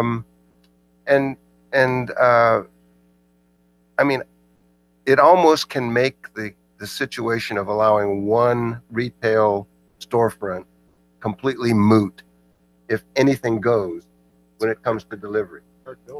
Right? So can we just move forward then and with the ordinances with the some of the you're providing feedback on the ordinance structures. We've got issues with delivery in terms of making sure we're clear on best practices for delivery.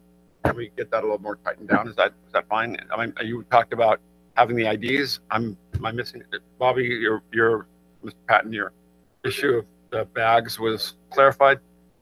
My discount issue was clarified.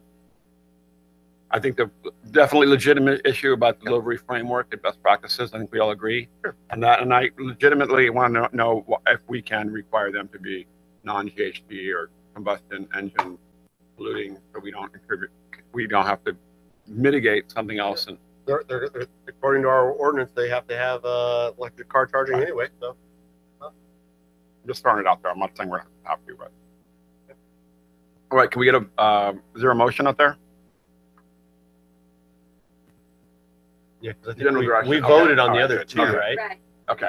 All right. Oh, if A then B. If A then C. Okay. The issue of delivery, we can tighten that up during the review process, and then, you know, council could change its mind on the delivery aspect of it, you know, when this comes back for first reading or something like that, if additional research has shown that it, you know, one way or another. And that may include delivery time. Right. I mean, there's Yeah, we don't several have any different things times on it right now, time restrictions or anything, so. But You know, maybe just to finish up, Mayor and Council, the discussions of staff are a lot easier when the council wasn't here. So we just want to let you know it's been a long road. But one of the things yeah, exactly. no, it's great to have this discussion. No. It's great. The reality is we wanted to reiterate the point that during our workshop, the public made it abundantly clear that they wanted you to come up with these regulations. And I think you've done that. We've talked a little bit about Chula Vista or what other cities are doing. Frankly, I don't care. What really our residents wanted was for this body to come together and come up with regulations that work for the city of Imperial Beach. And I think that's what you've done tonight. So again, you guys left so many wide open doors for jokes, and I could have jumped through any number of them, getting into the weeds and all the other stuff you guys were talking about. But the reality is, I think that you have met what the residents wanted you to do, which is working through an ordinance for them as their representative. So we appreciate the input, and we'll get back at it.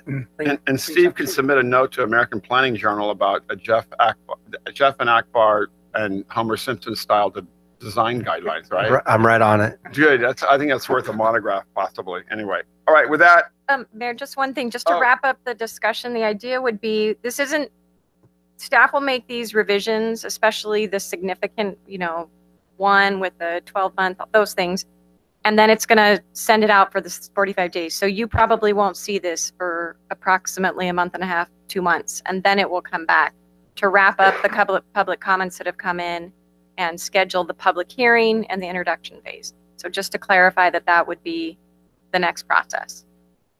before I close, I want to thank this body. This was a deliberative body. It was very consensus driven, very collegial. Thank you very much. This is exactly, Andy, you nailed it. This is what our residents and our constituents heard. I want to thank everybody that's thoughtfully provided constructive feedback. This is not an easy process because no one in California has done it before. Other cities have. So this is all new. none of us signed up for this. This wasn't on the agenda when we ran for office. Maybe when you did, but not really. So I never envisioned having to debate this when I ran for office. So we've done a great job. I want to thank the staff for being really thoughtful and answering all our questions. And I look forward to moving this process forward. So with that, I want to adjourn the regular meeting and then we'll go into closed session. Oh, we don't need closed session. Okay, good. Good.